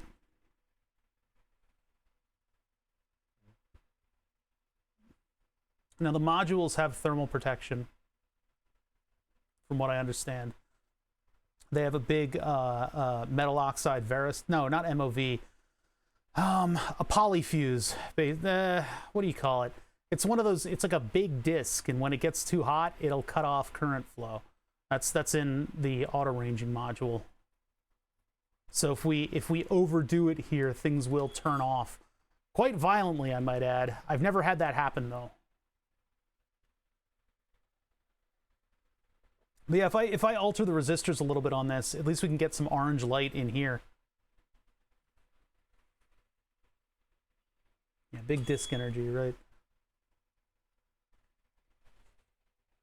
All right, heat's still climbing. It seems to be like asymptotically approaching a point, but that point seems to be somewhere around 73°C. Yeah, 32 to 72. We're approaching 70 degrees C, which I think is a little toasty for an operating temperature of a graphics card. Oh, these have gone up to full. These are now in full force. These side fans. Oops, I'm on the wrong mouse. I shared my results to your Discord. Better than I thought it was going to be.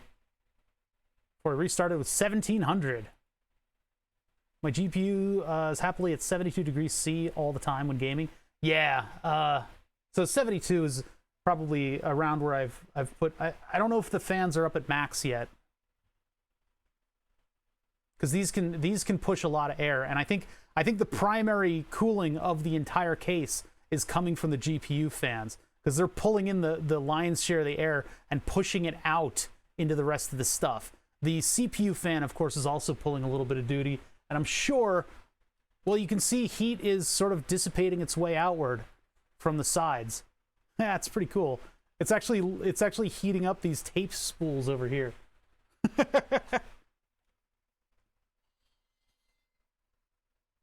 Oh yeah. Oh yeah. There's the heat. Bring the heat, bring the noise. Look at that. Oh yeah, you can see the gradient of heat across the top grating here. That's cool. No, it's the opposite of cool, but these are the really toasty fans. These are removing the most of the heat. They're also in the center of the heat sink, and it's where a lot of the heat is concentrated too. There's going to be a lot of heat here, and then a lot in this part right here, and it tapers off as it gets towards the front of the case. Yeah, thermals are just about the coolest fucking thing ever. Don't ever let me get that wrong. Thermals are the coolest goddamn thing. I'm sure this air is helping, maybe not much. This air coming from right here is more towards allowing the computer to idle functionally. Because when these turn off, when it's idling, it's good to have just a little bit of air flowing through here. We're cooking it. Are the middle fans reversed? You can actually see which ones are reversed. Not only by the fact that you can see the supports, because remember that fans pull air through their supports. Brushless computer fans pull air through their supports and out the back. However, I've got one fan in each bank going the opposite way. We had all of these in a pull configuration before, but the air pressure between the 1 millimeter space between these fins, enough air could not get in. Sorry, hold on, I gotta burp a little bit here. Okay. Ooh. My stomach likes to really kind of kill me when I'm trying to sound good on camera, and I start using my diaphragm a lot. My stomach is like, oh, cool, hey, check this out. And I'm like, when I try to talk. Anyway, okay, so now that I've got my voice back, we've got the big heatsink here that's on the power supply modules, right? And that has way more fins than it used to. Way more fins than it used to. Not a lot of area between them, though. So in order to move air around that quietly, I decided to use a lot of fans instead of a singular screaming fan. And so in order to fit that into this case, into the dimensions that I'd already come up with for the case, I'm using 40 millimeter fans. These are the ones that are on like 3D printers and stuff. 60 millimeters would have been great. Those move a lot of air. They can get kind of, they can spool up quite nicely, but a distributed load of fans is actually working really well for this right now. We used to have all of these on exhaust, and what that would do is create low air pressure inside of the heatsink, and you could barely feel any air coming out of the thing. So in order to combat that, this is how you combat it. In order to combat it, I flipped the center fan so that it's actually pushing air into the heatsink, and then these will sop up that mess. And here's the deal with why the computer is designed the way that it is and why I like it like this, is because I put this computer in the keyboard tray of the desk. Now, in the future desk that I build, it will be on a rack shelf. But for the future build, or sorry, for the build of the desk as it is right now, it sits in a keyboard tray. And at the back of the keyboard tray, I have a couple 120 millimeter fans that move air in and out towards my feet. It's like having the foot vent on your car. If I turn those off, hot air wafts into my face. So one of the requirements here is that I have negative air pressure on this side of the heatsink. I need air going in this way, otherwise it's going to find my face and make me feel really uncomfortable. So what's happening there is that this is pushing air into the heatsink. These are removing it. This is probably a bit of an intake in the middle here, although there's some wires blocking it. And then the ends, there's a little bit of space for intake, as well as the caps there that are probably acting as additional intakes in order to move air around. But what you can see is that it's quite effective in ejecting air. You can see there's quite a bit of heat around here. Even the mouse. Remember, this isn't lighting. This is thermal energy. This is long wave infrared energy that is hitting the mouse and heating it up enough so that you can actually see it. Where'd I get the mesh? Unfortunately, Car Grills, some kind of car grill website, has done some major SEO marketing on this crap, and I couldn't find the original. I think it might have been Overclockers where I got the original stuff. This stuff is from that car grill website, and because of the dimensions of the case, I had to get the $80 size. I had to spend a lot of money on it, but this stuff is kind of cool because it's aluminum, so you can just take flush cutters and just clip these with very little effort in order to get them to size. And you got cool looking futuristic hexagonal grids going on, which matches the EVGA card, what also uses hexagonal mesh. I wish I could find stuff that small. And then also matches the infill pattern of the 3D print, which is also a hexagonal mesh. So here's the back panel that I created. And this is actually the reprint of the back panel. This actually fits now, which I'm super happy about. I greased my poles for the 3D printer, and now my custom back plate fits, which is getting quite toasty, but I don't think toasty enough to cause any issues with the print. No, not a lot. No, I had to split it up. That's why it's split up into bits. So the screws on this are my clever way of making each of these small enough to be printed on the 3D printer. Now I could probably, no, it's not 80/20, it's Makerbeam, so it's 10/10 if anything. So yeah, these are my clever way of splitting up the spans for the 3D print. And I wanted to have those because the previous version of this had mesh paneling that was steel that was just in these openings on the 80/20, or sorry, 80/20, on the Makerbeam rail. It was just sitting in these openings and it would rattle around. So there's no rattling now. This is touching plastic. It's touching cloth. No rattling. And it keeps your finger poking out of the high voltage power supply. Seems like you won't be able to get case flow with this design. Yeah, I mean, so the case flow is what the graphics card is doing right now. When the graphics card spools up, it takes air in the top and it throws it out the sides. So that's causing air to waft around. Same thing with this cooler. Air goes in, air goes out on the sides. So there's an ejection of air, warm air out this side, out the back, out the front, out wherever. This is an open air case. It doesn't need all that much case flow. An argument could be made for putting a fan right here where the power supply is and the RAM. There is one case fan right here, and it's mostly just to chuck a little bit of air down here during ambient air time. So I could potentially put a fan like there in order to just kick a little bit of air over here, but it's not really been that necessary. The computer's been running fine for a long time. We got Furmark on there right now, and I think we've reached our saturation temperatures for everything. Like 50 degrees Celsius. What's the fan impeller running? 40. I like that given the FLIR, you can do live changes on how the chassis functions and address what you need. Yeah. Need not be perfect, but it works for what you need. I would hate to have a friend of mine. So back in the day, when I was a teenager, when Half-Life, oh God, when I was a teenager, when Half-Life 1 came out, oh God, no. Anyway, Thief 2 was pretty hot on the market. Jesus Christ. Anyway, what we would do is in our giant PC cases, you take the door off and you'd figure out where the dead spots of air were, and you'd mount a fan there. Back when we used to take the IDE, no, insulation displays, yeah, the IDC cables, and peel them apart and then squish them together and put like a wrap around them in order to make them round so you get airflow. Too bad they never made another Thief game after 2. True. That is true. That is true. I never played 3. I'm not even sure if I played 2. Thief 1 was my favorite game of all time. The graphics on Thief 2 hold up. Mods on Thief 2, of course, hold that up too. I should... That is a warm... This is like a warm toilet seat. This is like sitting on a warm toilet seat. A warm mouse.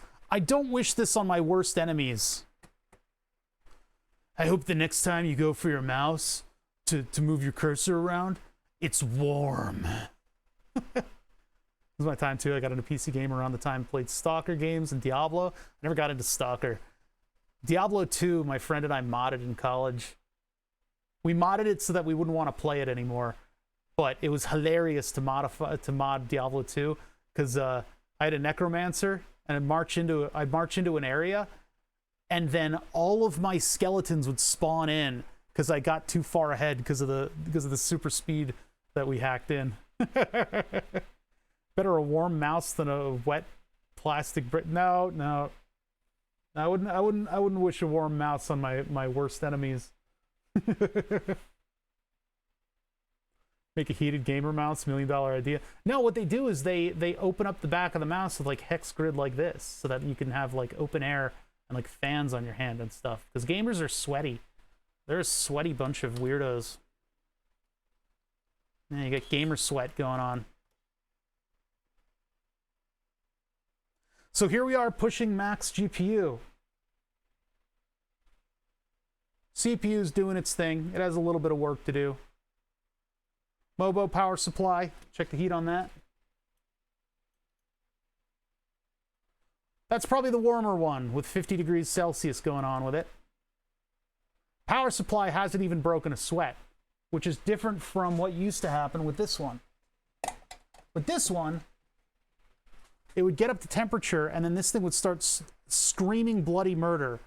This thing would be spinning so furiously, which was cool because it sent air straight down these channels in order to cool things. But because it sent air straight down these channels, I would get a waft of hot air in my face. So that's part of the redesign. But this just sounds like a computer that's working. I had an argument with my friends at one point during these LAN parties, and they were saying there's always trade-offs for any computer you build. There's always trade-offs. And I said, not really. There's not really trade-offs for computer. If I water cool, my computer's too heavy and I can't travel with it. Not really, dude. You can just load it up into the car and drive it somewhere, right? That's not that big of it, but there's always trade-offs. No, man, there's not that many trade-offs. If you properly spec out and design your system, there's not crazy. Oh, but look at your computer. Look at how loud it is. That's the trade-off you did for having such a small case. Well, no, that's not. Because right now, this thing is nice and quiet, and I'm running it full tilt. So, you know, I had a problem with that, and that's part of what spurned my this whole adventure that we've taken. Now let's see how quickly it dissipates the heat. We're back down to idle. I can already hear the fans turning down. Yes, the ability to move BTUs is amazing. How's the temp of the plug to the capacitors? 50. I think Molex plastic can probably survive 60 degrees Celsius, right? The orange looks good. I'm glad you like it, man, because I'm a little weird about it. I don't know. I feel like gray would blend into the carbon fiber a little better. I may leave these two pieces orange and do just the visible pieces in gray when I upgrade to the 5950X. I think that's what I'm going to do. I'm going to try to get my printer to print on glass again so that these can be shiny gray. I can't hear my PC at full load. I've got the Silverstone FTO2. Yeah, if you do a good case and you do good big fans, you won't be able to hear your computer at full load. This is background noise. It's still pretty audible. Yeah, it'll look sweet. Well, my problem is the transition from the silver to the black. Now, with orange, if I did... Here, let me get the old piece. Let me get the old piece. I mean, I would love to cut out all these panels in carbon fiber. That would be the ultimate expression of what I wanted to do with this case would have been to do carbon fiber along these that had screw divots in them. But if I did the case in black, it works much better with the orange. Like if you were viewing it like this, I don't know. I have to remove the whole top, but yeah, if I did this with the black rails, it would look a lot nicer. I wanted to use silver because I can't anodize this heatsink, and it's a big silver line like on the side of the case. So Halloween case. I know it's not a Halloween case. Stop making fun of me, chat. I'm a person, and my name is Anakin. The black and orange. Yeah, the black and orange looks really good, but that's not... I've wanted to use the silver, the clear anodization on the rails for a long time.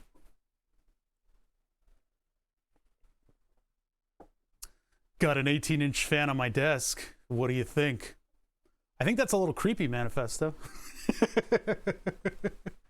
By the way, if we're going to be honest about what my test scenario, what my test conditions are, it's about 26 degrees C in here, and I've had a fan behind me, and that's actually moving a little bit of air.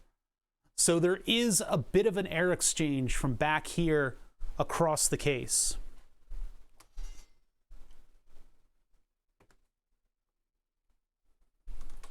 But that's typical, right? That's kind of typical in a room that I occupy.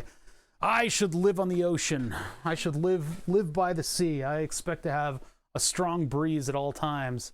All right, so let's run Prime 95 and cook the CPU a little bit.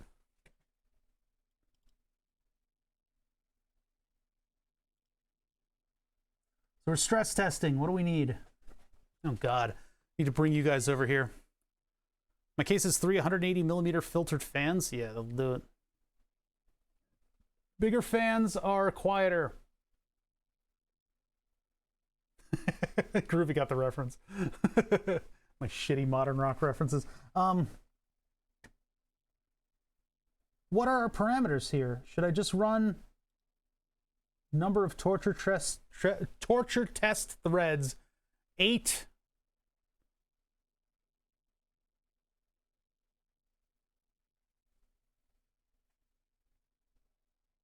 Blend all of the above. Torture test settings. Run a weaker torture test. Not recommended. All right, well, let's just go with default settings then. Yeah, it's 8. Second bobble from the top. What, small FFTs? Excuse me. Maximum power heat CPU stress. Okay, Maximum stress. Oh boy, here we go.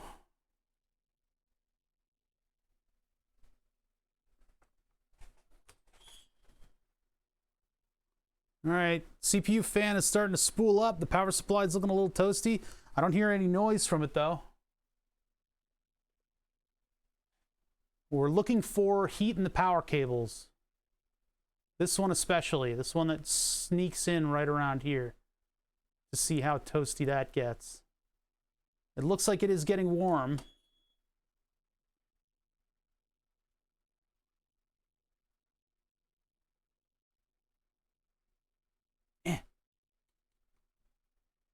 Hard to see. It's hard to see, but the wire that's right in front of us is the wire that's carrying the bulk share of the current to the the current to the CPU. That would be the top connector over here, the one that you can see is already glowing with the amount of current that it has to push.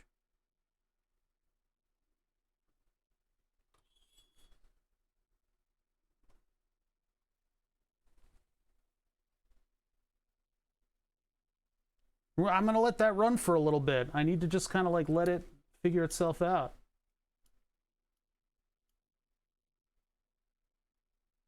Yeah, nothing's really getting stressed out. We're doing well. I'm currently limited by what? The technology of my time?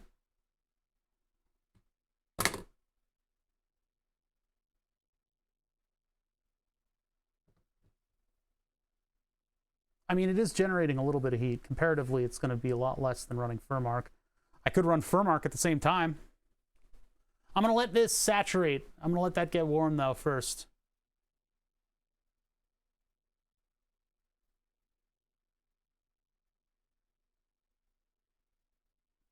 There isn't really a readout on this. Worker number 8, self-test. I think there's actually, like, windows on this. Oh, yeah, there's more information. I just don't have the window space on this tiny screen.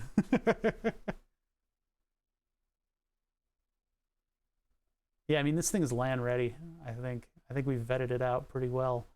And it's handling cooling so much better with the additional number of fans over here. So tempted to pick up the thermal camera, but other than a toy, I'm not sure I'd get enough use out of it. Yeah, the cell phone enabled ones are pretty good, and the prices for the Lepton core have been going down, which is good.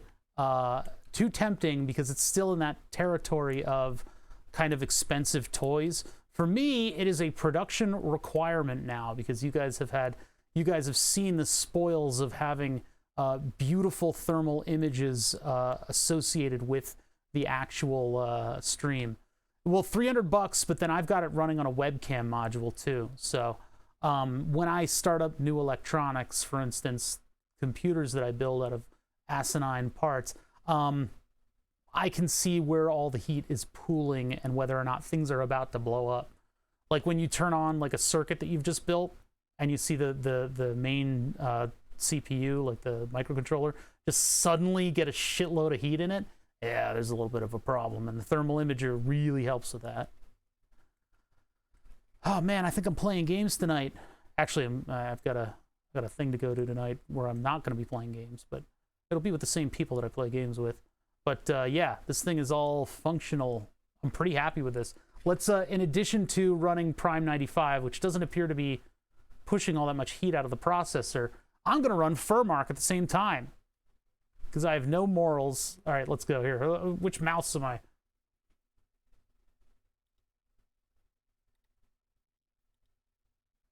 Yeah, and I haven't even like quit stuff or like optimized anything. I'm just running the EVGA overclocking program, which keeps the GPU fans on. But here we go. Ready? Dual tests going on.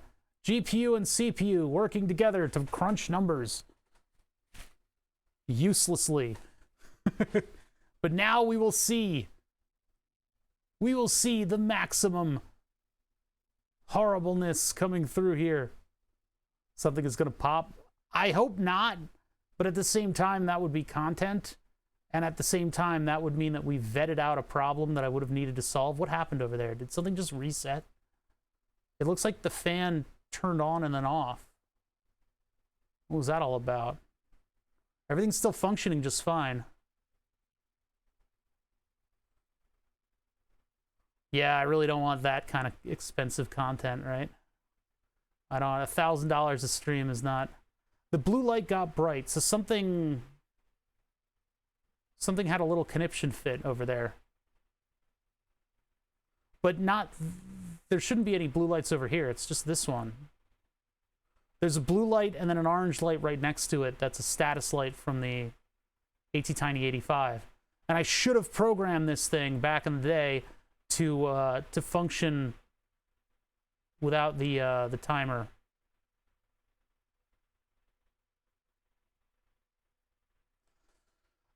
There's probably a thermal governor in the. I don't know what you mean by that. I mean, I've got a fan curve for the EVGA card, and then the motherboard will, I believe, throw a fit if things get too hot.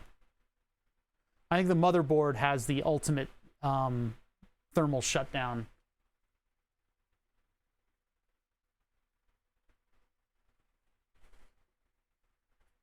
Ah. I can use some lights in the front here, huh?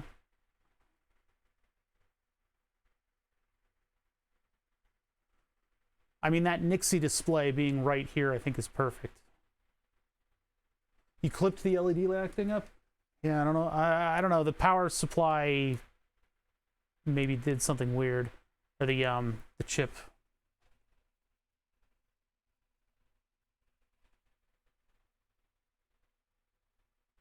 I'll take a look. I'll take a look. Let me mute this.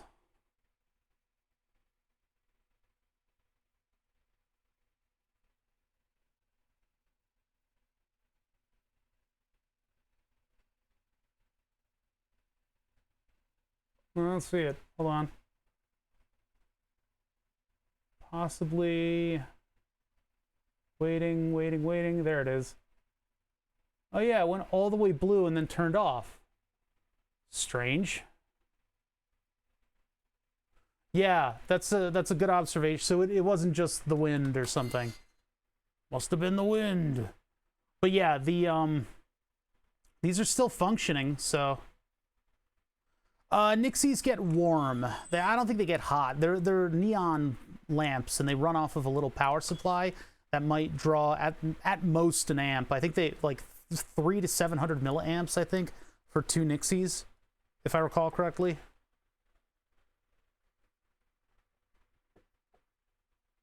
Yeah, there are some operations that are making them new, which is pretty cool. Most of the Nixies that you can get, Smear Merchant. Ugh, I don't want any of your wares. Thank you for following. But I've got this setup that uses the Russian BCD or whatever. Yeah, I don't think it's BCD. No, maybe it is. BCD to 7 segment. Or no, BCD to Nixie. These are Russian chips that switch 60 volts. It's got the little step-up power supply, and then I've got a copy of a Pro Mini on this. So the temp probes fail high at 180 degrees Fahrenheit? Really? I thought they were rated higher than that. The ones that I had. Well, we're at 120. I don't think this thing is getting to 180. Yeah, I don't think I'm going to allow it to get to 180. Yeah, they are Dallas one wire.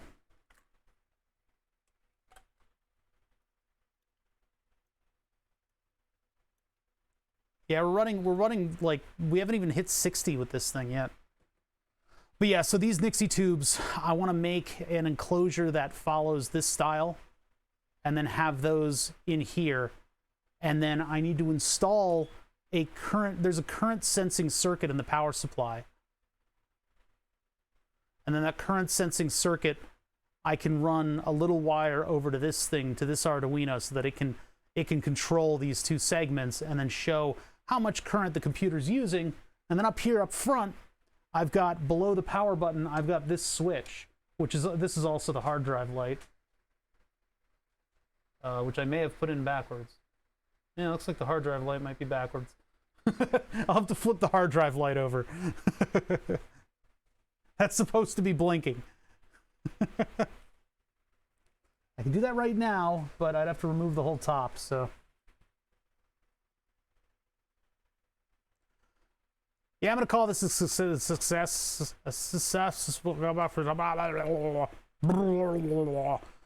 gonna call this a success because I mean the power supply is working just fine.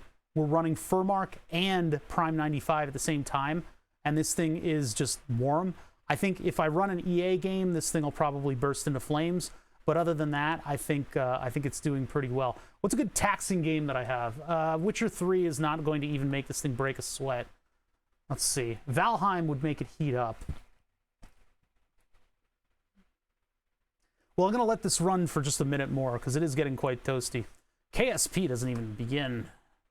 I mean, Cyberpunk, yeah, Cyberpunk would probably draw quite a bit. I think I uninstalled it, though. I think I'm waiting for Cyberpunk to figure something out. No. BETG's glass temperature is 80 Celsius. So, Raft's main menu. I don't understand. Guy's trying to poke holes in everything. Just poke. Hey, but won't this fail? But won't this fail? Hey, won't this fail? Won't this fail? What if it works?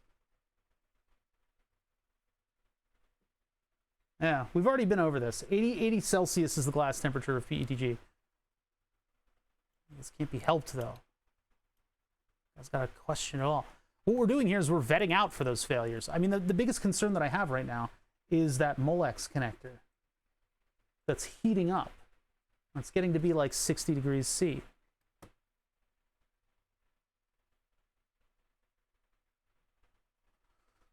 PETG's 88, but that's just the glass temperature, though. That's not... whatever. Okay. You're right. This thing will overheat, and I will fail, and it will break.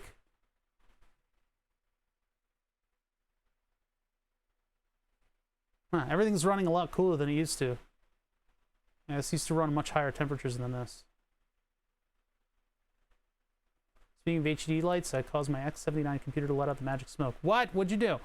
I was set up on a bench, doesn't have a power switch hooked up to it, so I shorted the PLED instead of the switch. It was already powered on, it still worked. Oh, God. Try New World and see if it bricks the card like the reports. I don't plan on installing that game at all, and not just because it bricks 3090s. We eat 3090s in this game. It's only like EVGA 3090s, yeah, because of the way they designed the power. I thought EVGA had the superior 3090 too, but apparently New World, because of a driver thing, caused it to crunch on some kind of a one of the MOSFETs or something like that. This is purely anecdotal for me, by the way. Yeah, the underside's pretty hot. It's not amazingly hot, though. We can do the upskirt real quick. We did an upskirt before. I know, I've been an EVGA fanboy as well for quite some time. And it sucks. These British hardware makers, yeah, the desk is distorting because of the heat from the SSD, which is incidentally at 48. Of course, my computer will stand up on end when it's in the LAN party configuration. Yeah, I got like 50C under here. It would be nice to get that blower fan going on this, which I might do for the 5950X. Oh, it's been getting gigabyte too? I like that the only moving part in this case is the only moving part is fans. When this is on in my computer desk, it sits on top of grating. So there's actually grating underneath. So it'll be able to puke heat out over there. When I take it to LAN parties, it doesn't sit flat like this. It sits on this end. So although this won't be able to chuck heat out as much as it normally does, it will also, the SSD will be up in open air. So Manifest is asking, what did you say the Molex can withstand? From my Googling, I was looking up Molex fan connectors and what are the maximum that they can take. I found a source, and I don't know how reputable it is. It wasn't Molex themselves, and I should probably pull up a data sheet, but what I saw was them say that it was 5 amps. I looked up the Vicor parts that they sell. Vicor is the company that makes these power supply modules, and they require me to have this brick of 2 very large capacitors. These capacitors are for smoothing the 300 volt DC line. So in order to run those caps, I potted them in rubber, like a silicone rubber, and then I've covered them over so that they look good with the rest of the case. They also shine in ultraviolet. Oh my God. So that part right there, that's the capacitor brick. And on the front of that cap brick, I have a Molex fan connector, a 3-pin Molex fan connector that's running 150 volt potential from pin to pin to pin.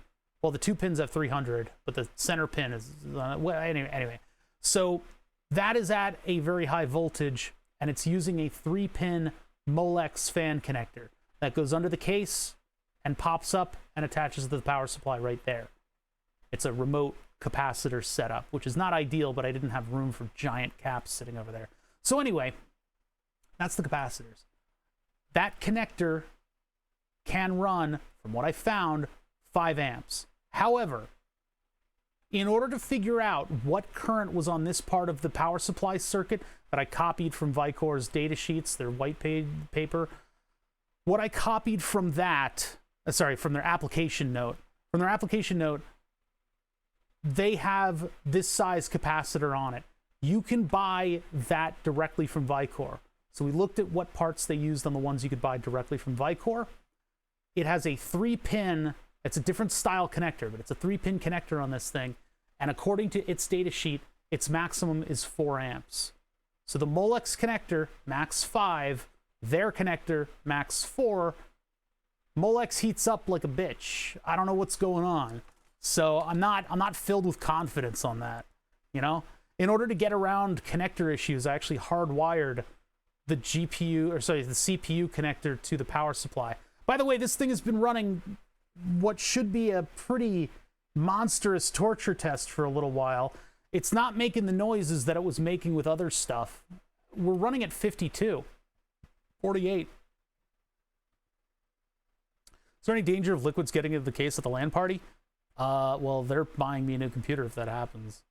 Luckily, these parts are universal enough that I could throw new stuff in there. These are potted, but if they pop, I have some extras. I don't know if they work. I haven't tested them. It would be a good opportunity for me to test out the extras that I have. But I mean, water getting on the case is not that serious. The case is usually pretty out of the way, though. So it would take a freak accident for something to happen to it. My friend's dog once ate my Wawa breakfast sandwich during the LAN party. We all went out to the computer store because somebody was missing something, and we came back and it was gone. I was like, I wanted that croissant. It was like a sausage, egg, and cheese. That little dog at his day.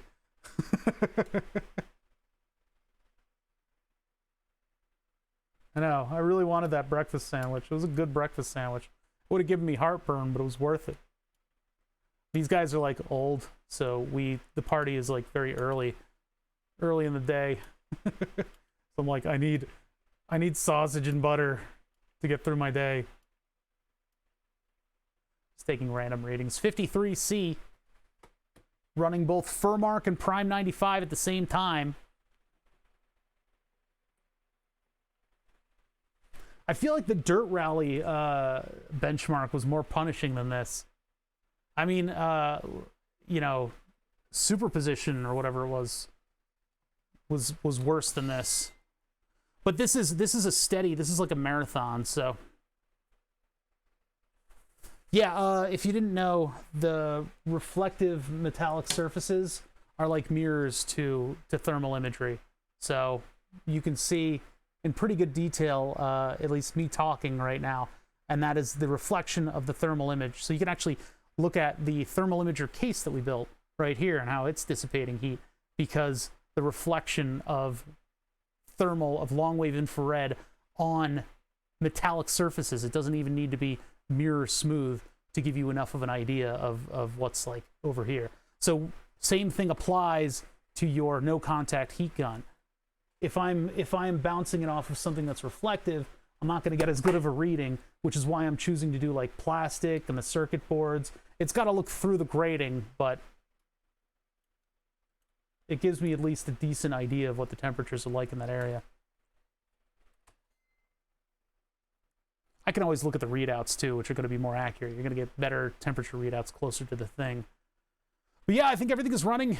I think I'm ready to put my computer back to where it belongs. I can finally sit at my regular desk. All right, what else? What do I have on this that'll kill the... It's at the back of a Star Destroyer. Yeah, you got something about that, right? Makes you want to start building mine. Man, it takes a bit of a concentrated effort, and I know people are kind of stressed out about me not having a computer for so long. All right, close this. Close Furmark. Close Prime 95. Observe how quickly the heat dissipates. Let's see what happens here. Keep in mind that the thermal imager is auto-ranging, so if I remain at the same temperature, eventually my hand will get lighter and lighter. Sort of. Over time. Now, water cooling is so much more stable than this because it takes a lot of energy to change the temperature of water. Am I hearing... Oh, yeah. These are sounding a little bit like rushing water in the distance. So all of the fans have spooled down, but there's still a lot of latent heat in the components and stuff. There's also a lot of latent heat in the air, man. It was like 26. It's still about 26 degrees ambient around here.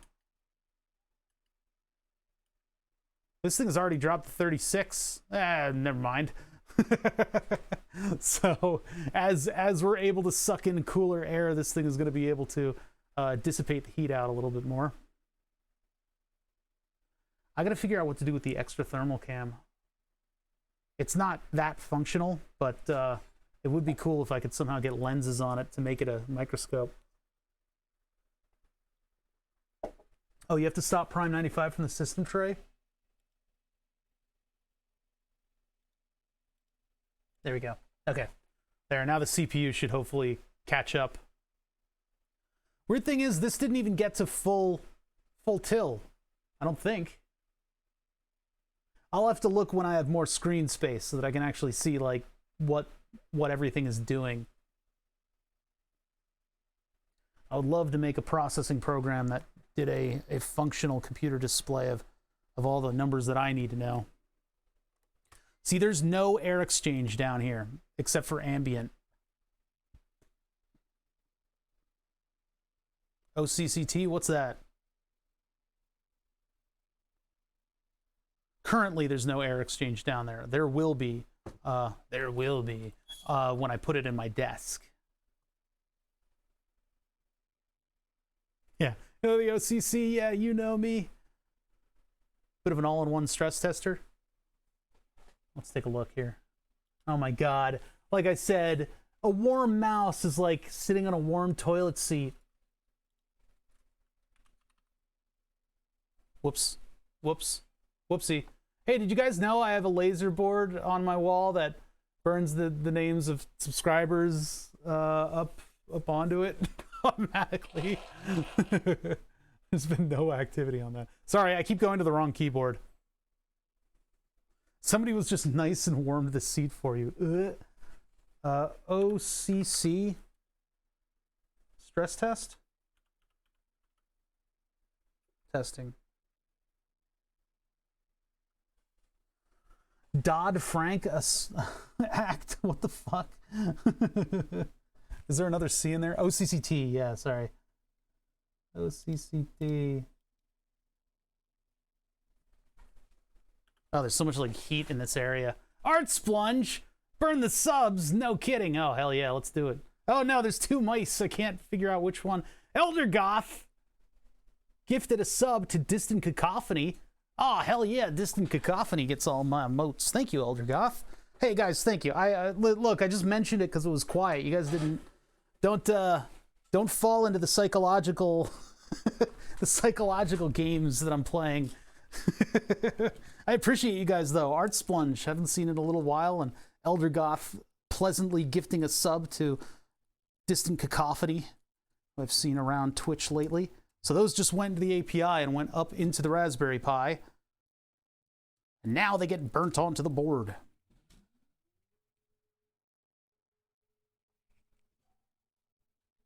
That immediately trigger a... Oh god, it's like so much cooler over here. Oh, ooh, I feel so much better over it. Oh my god. Oh, that computer's been heating up that side of the shop quite effectively. Whew. That thing is a beast. Holy shit. I guess a 1080 and a 2700 aren't.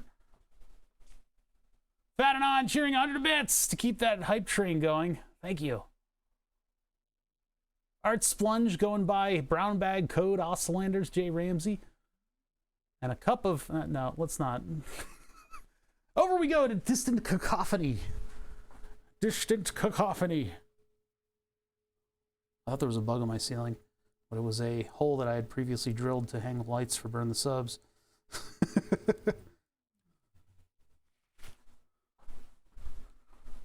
Distant Cacophony. You're by Miss Obama Get Down and Sausage Toes and Katzen Sessier. Art Splunge giving 500 bits. Short Lurker with 100. Thank you guys. 500 bits make the hype train move? Hell yeah, Art Splunge. Thank you so much for the 500 bits, man. That's great. Thank you for the 100 bits Short Lurker and the 100 bits Fat and On. All right, and the board now rests. Let's see how we're doing heat-wise. It doesn't look like things have cooled down, but my hand has a little bit of definition to it. So, hand's got a little definition to it, and things are kind of cooling off over here. Everything's reaching sort of an idle temperature. I'm trying to get into my stool right now. Ooh, okay, there we go. So, OCCT stress test.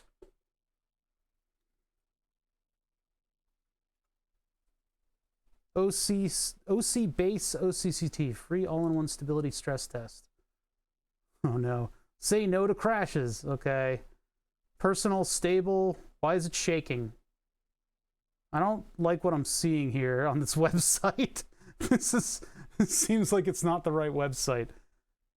Is it octbase.com? Is that the right place for it? Have you changed out the wood yet? I have not. Yeah, your name is still somewhere on there. Unless you're talking about the very first version. Well, that directly downloaded. I don't really... It's the website? Okay, man, it's... having a shaking download button is something that... it feels like a Wares site from 1999. Yeah, the second board has been around for quite a while, hasn't it? All right, how long is this going to take? It'll take a minute. It's over Wi-Fi, so I didn't bother to run an Ethernet cable over to this thing. Everything is getting back to their idle temperatures. I'm pretty happy with the build. I think this works quite well. Keep in mind, I had it working before. I already know this all works, but this is the main thing that changed, is the presentation of the side piece. Having the drive underneath is something kind of new. That drive is getting old too. It's about 4 years old, so I'm a little concerned about the longevity of it, being that it is sitting in its own, it's basting in its own heat.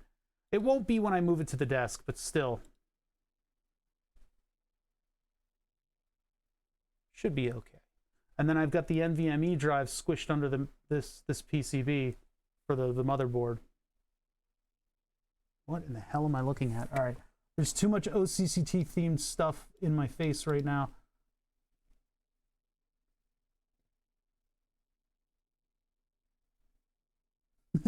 It's got so much stuff on the window that it can't display it all. I don't know how far down this goes.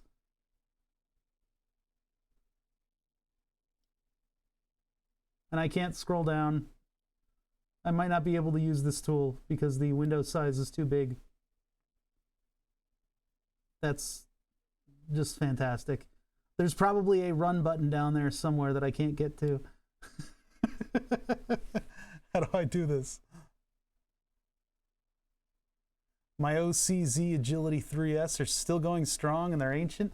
I had the same model drive, only the 1 GB version of it, fail at exactly 4 years. So,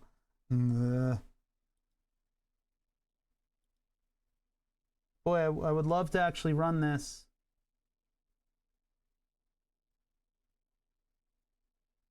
I could try to tab over to the start button, but I can't reach it. I can't reach the start button. I can't get to it. Is there a way to scroll down? There is not. This thing is too designed. If I maximize the window, I still cannot get to it because it snaps to the top.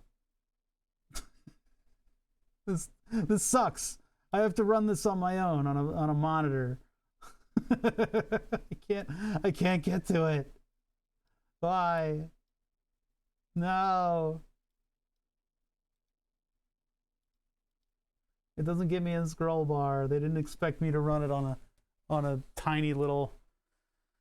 But I don't know what's down there. There's scary things down there. I have an old small SSD with my page file. Every once in a while I forget it's on there and crash my computer by removing it to test another drive. Good Lord. Yeah. I can't run it. I can't run the test. I can't get to the button. Layout. Now, that's the chart layout. All temperature, voltage, power, benchmark. Waiting for a benchmark. Okay, there's that. I don't think I can use this program. There's a scroll bar here.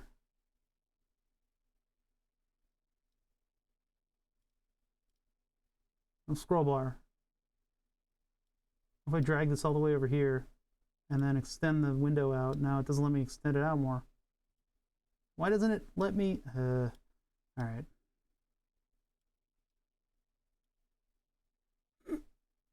You can see what's happening down here. Cool version, guys. I got a hype train emote. What did I get? Oh, I'm on the wrong machine. Man, it's warm over here now. I wonder why. OCCT RAM benchmark crashes my RAM.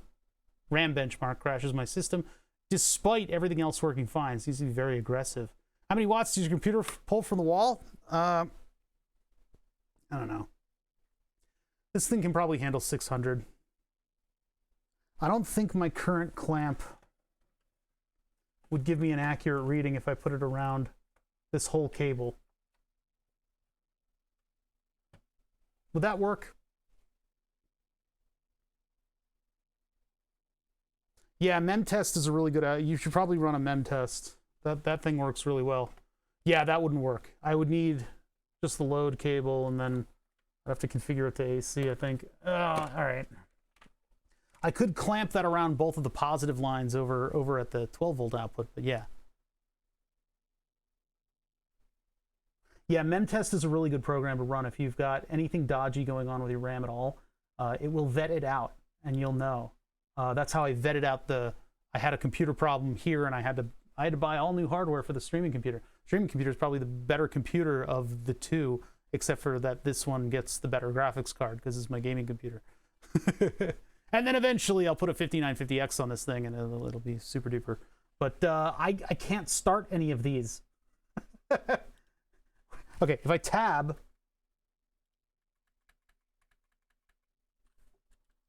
is there a shortcut key for starting?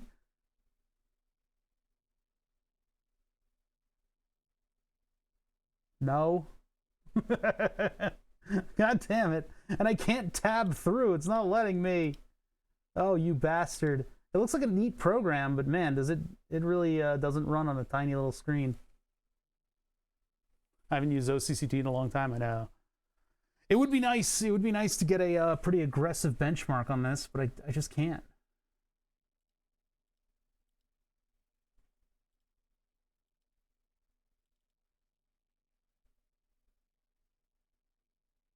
see. I don't think Mass Effect or Noita is going to really do much.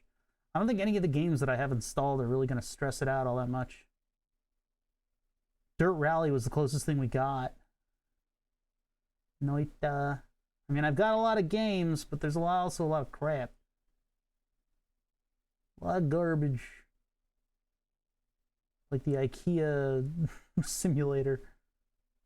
I mean, Valheim typically does stress it out quite a bit.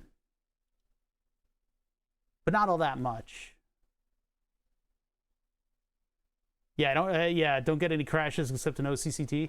I wish I could run OCCT. It doesn't run on the tininess.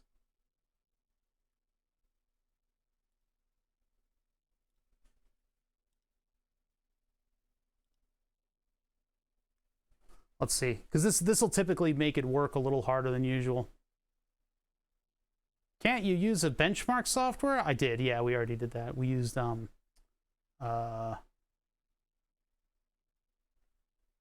what's it called? I don't remember. the sciencey one. We ran the sciencey one. I was thinking about getting the 3D Mark. Valheim, if you mess with terraforming, will tank performance. Yeah, welcome to the base where we've done a shit ton of terraforming. I'm only controlling with one hand, which is my right hand on WASD.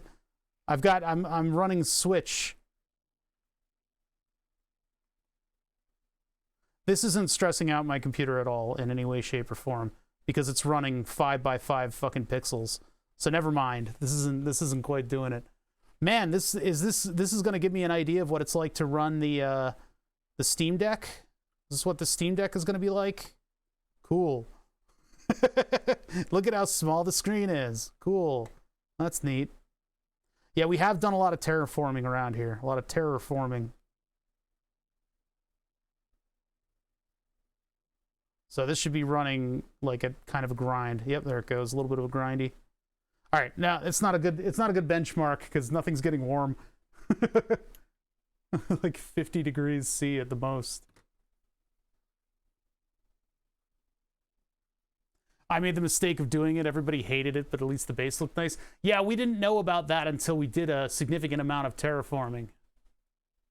And I still have a lot of terraforming to do, actually. We have a boat dock.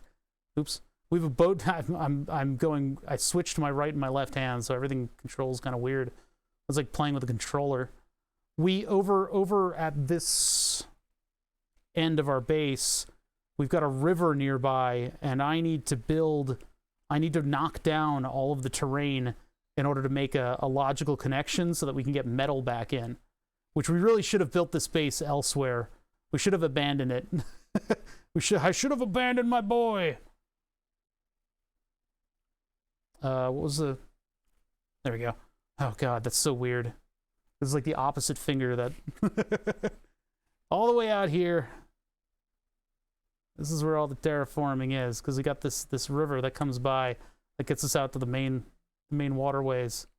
We had to build a massive ramp in order to get carts around. Ah! Get the hell out of here. I don't have my hand on the keyboard. Come back. No, I'll catch up to you eventually. There you go. Get the fuck out of here. If I die to this thing, that'd be the most embarrassing. There we go. I punch. Viking punch.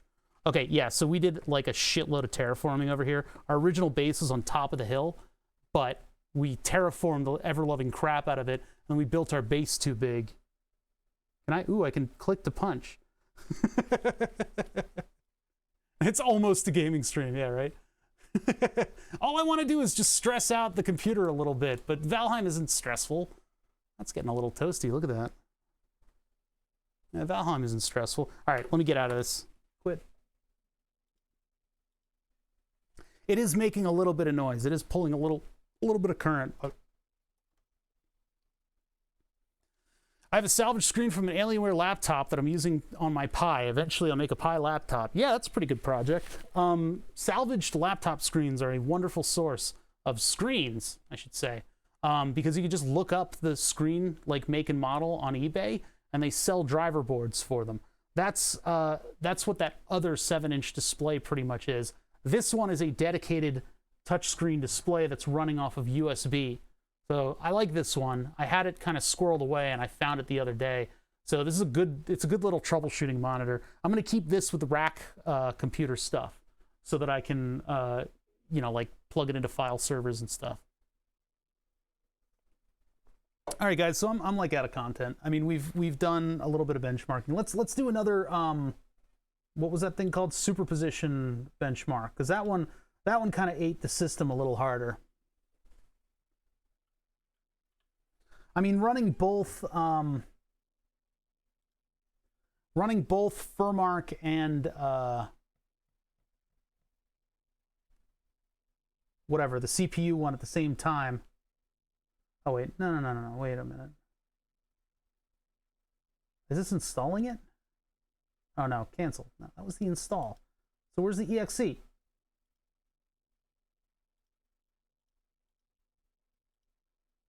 Well, luckily it's like right up at the top of the start menu. Yeah, we've had several gaming sessions with it so far. So it looks like, yeah, we've pretty much heat saturated everything. So let's run another benchmark and see where we end up. I probably should have bought the other benchmarking software, the 3D Mark or whatever. That'd probably do pretty well. Oh man, the Unreal Engine really stresses the power supply out. I'm hearing like electronic music from it. I don't know if I can get you guys to the point where you'll be able to hear it. If I can get in close, you might be able to hear some stuff in the background. Just like weird grinding, like electronics grinding. I don't know if you guys heard that or not. I have to talk over it, otherwise the noise filter is gonna cut it out.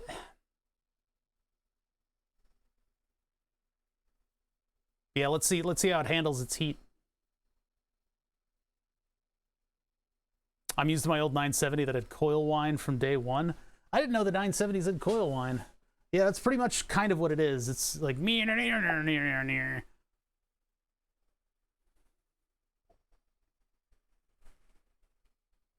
as heat propagates the system slowly.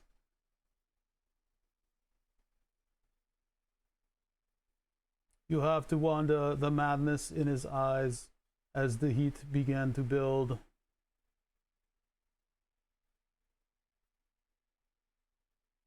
I like the aesthetic and stuff that's going on here with this benchmark, because I used to actually, when I was a teenager, I was cleaning out labs that looked like this. Most of them were bio labs, though, at the University of Pennsylvania. What case is that? I bought it from Amazon. It is the Amazon Choice. Now, this case is custom built. It's made out of 1010 rail, which is Makerbeam. So I built this out of Makerbeam, and it's got a custom carbon fiber plate on the bottom, and the power supply is custom built out of industrial, military, scientific power supplies. They basically take 120 volts in, turn it into 300 volts DC, add a lot, and then turn that 300 volts DC into a lot of 12 volts. And that 12 volts is then moved out to the graphics card and a little power adapter for a car that powers the motherboard. And so I am able to have 600, probably around 500-ish watts of power supply going into a 1080 Ti, sorry, 1080 FTW and a i7 6700K. 6700K? I don't know if it's K. Euro Truck Simulator 2 makes my GTX 1080 coil whine go crazy. I don't have Euro Truck Simulator on this, unfortunately, but yeah, this is making a lot of coil whine. It's mostly over here. This thing isn't really coil whining. It's the actual power modules. Good stuff. Getting nice and toasty. All right, so the computer's cooked. This project is done for now. What the fuck? Oh, 1654 on the lower settings. Hold on, let me bump that up. Let me bump that up to the max 1080p. Even though it is running on an absolutely tiny 1080p extreme. Run! It's running on a very tiny screen, but I kind of want to get everything nice and warm because I'm smelling I'm smelling plastic, and I think part of the plastic smell is the UV epoxy that I put to hold wiring on this piece.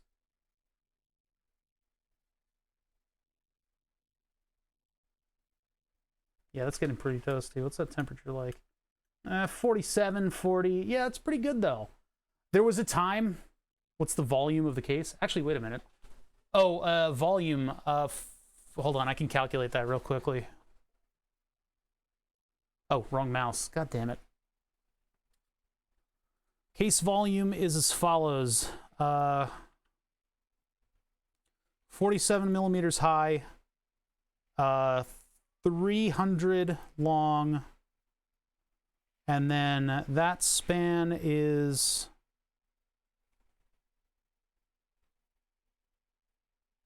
I don't remember. Hold on. It was like 300 and something.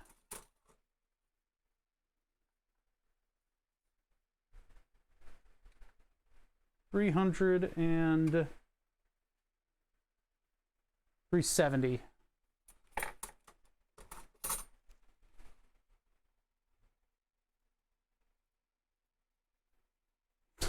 $5,207,000.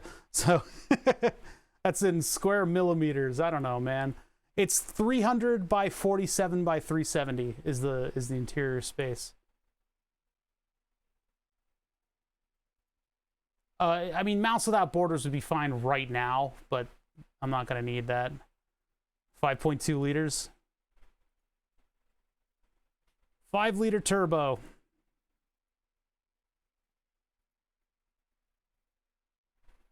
Was it going to open up over here?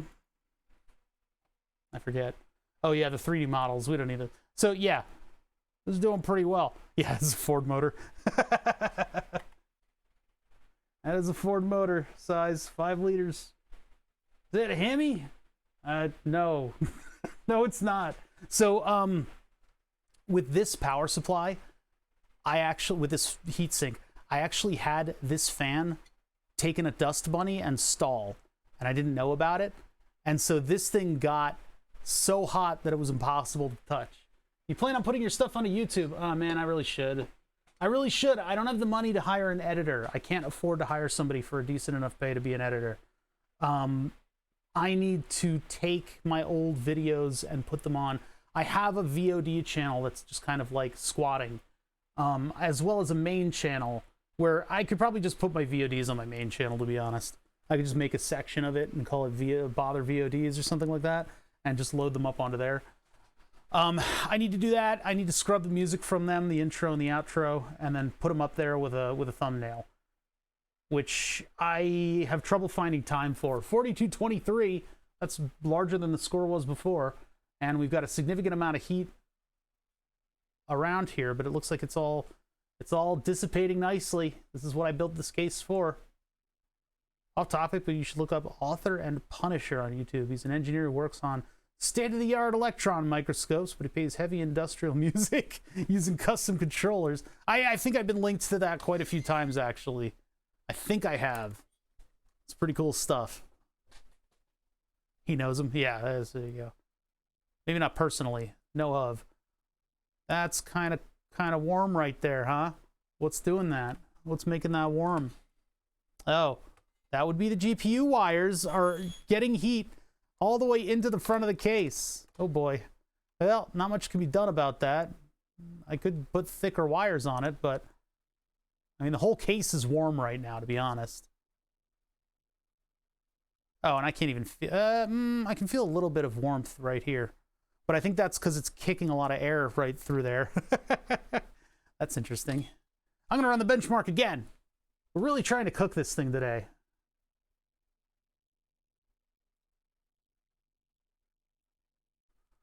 I really should be. What I should be doing is going through an entire OS install because I'd swapped out motherboards, but no. Warm up a can of beans. I put my beans on the computer and they help cool it.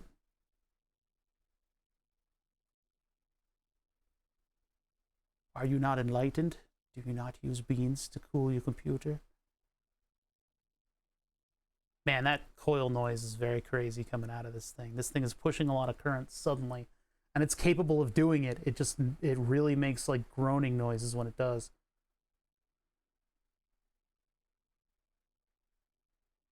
That's cool stuff, though. Works perfectly fine. I mean, it's not like I'd noticed from the top side. All I'd hear is a little bit of weird audio, and that means just turn the speakers up. Turn the speakers up and ignore it. I'm happy I did this. We do have a round of upgrades to do soon. My friend tried to cool his laptop with a piece of frozen pork when he was 10. What you do is you put a pair of jeans on the frozen pork, and then you put the laptop down on top of it. And then you get perfectly cooked barbecue by the end of your gaming session. It's the ultimate. You should probably put baked beans around it, too.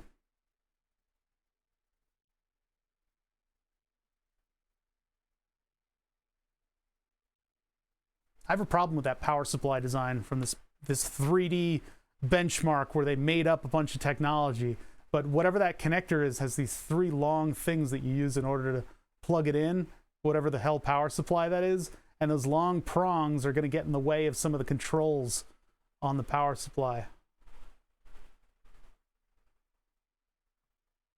You gotta think. 1950s telecom rack, hell yeah. All right, the fans are actually starting to really spool up here. And so my mouse, once again, is going to feel like a wet toilet seat. By the way, I did this last night, which is really bothering me today. It really hurts. It was taking the support material off of the new backplate that fits perfectly, and then it decided to bite me while I was removing it by hand. Ugh. It's like right by the knuckle, too. See how that backplate's doing. How are we doing for heat back here? Toasty warm would be one way of describing it. It looks pretty toasty. 40 degrees, though. We are well away from the maximum temperature of PETG. 35 over there. So, while it is getting pretty toasty, the air is moving around and doing its job. Seeing a good amount of heat being puked up by this thing. I'm happy with this, man. All right, so here's what I'm going to do. I guess we're probably going to end it here because the amount of 4207. What was it before? 4177? Yeah, that's about the same. It's about the same. We're at 4200-ish baseline for the tests, whether it's warmed up or fresh. So I'm super happy with the computer the way it is. It works really nicely. In the background, what I'm going to do is, I think what I'm going to do is put the glass onto my 3D printer and print the outer facing panels of this case in gray. And the clear gray. If they're against glass, then they will be glassy smooth. It'll look really good. I have time to do whatever I want with that because we're going to get back to some of the things we need to do. I need to finish OctoJ's tablets. We need to look at Burn the Subs 3 a little bit more. I need to buy that bolt still. I will print the panels in gray, and when I replace the panels in gray, I will put in the 5950X motherboard that I've got. And that motherboard, I will be able to do things like have 3D models that are almost the right board, and then I can plan out the back end connector and what I'm going to print for that and get all that correct. I may leave the back panels in orange. I think maybe the outer facing front panels are what I'd like to change. And in doing so, changing them to gray, everything becomes like dark grays and stuff in there, and we'll have an undersized cooler on the CPU. It's going to be the Noctua 1U, basically the same thing that I've got already on this thing. It's rated for a 95 watt processor, and the processor I'm putting in is like 100. So I think it'll be okay, but we'll have to see what happens there. But yeah, that would be the big upgrade. That means I need to like reinstall the OS and everything. I don't want to do that. I don't want to do that. I want to reinstall Windows. Yeah, it'll be nice to reinstall Windows. Everything will actually run, especially under a nicer processor, right? Okay, anyway, that's the plan. That's not going to come to fruition for a little bit. We got to work on other stuff because This has been a 3-week project of me trying to clean up this computer. I feel like I did a pretty decent job. This thing will run both like this and up on its side.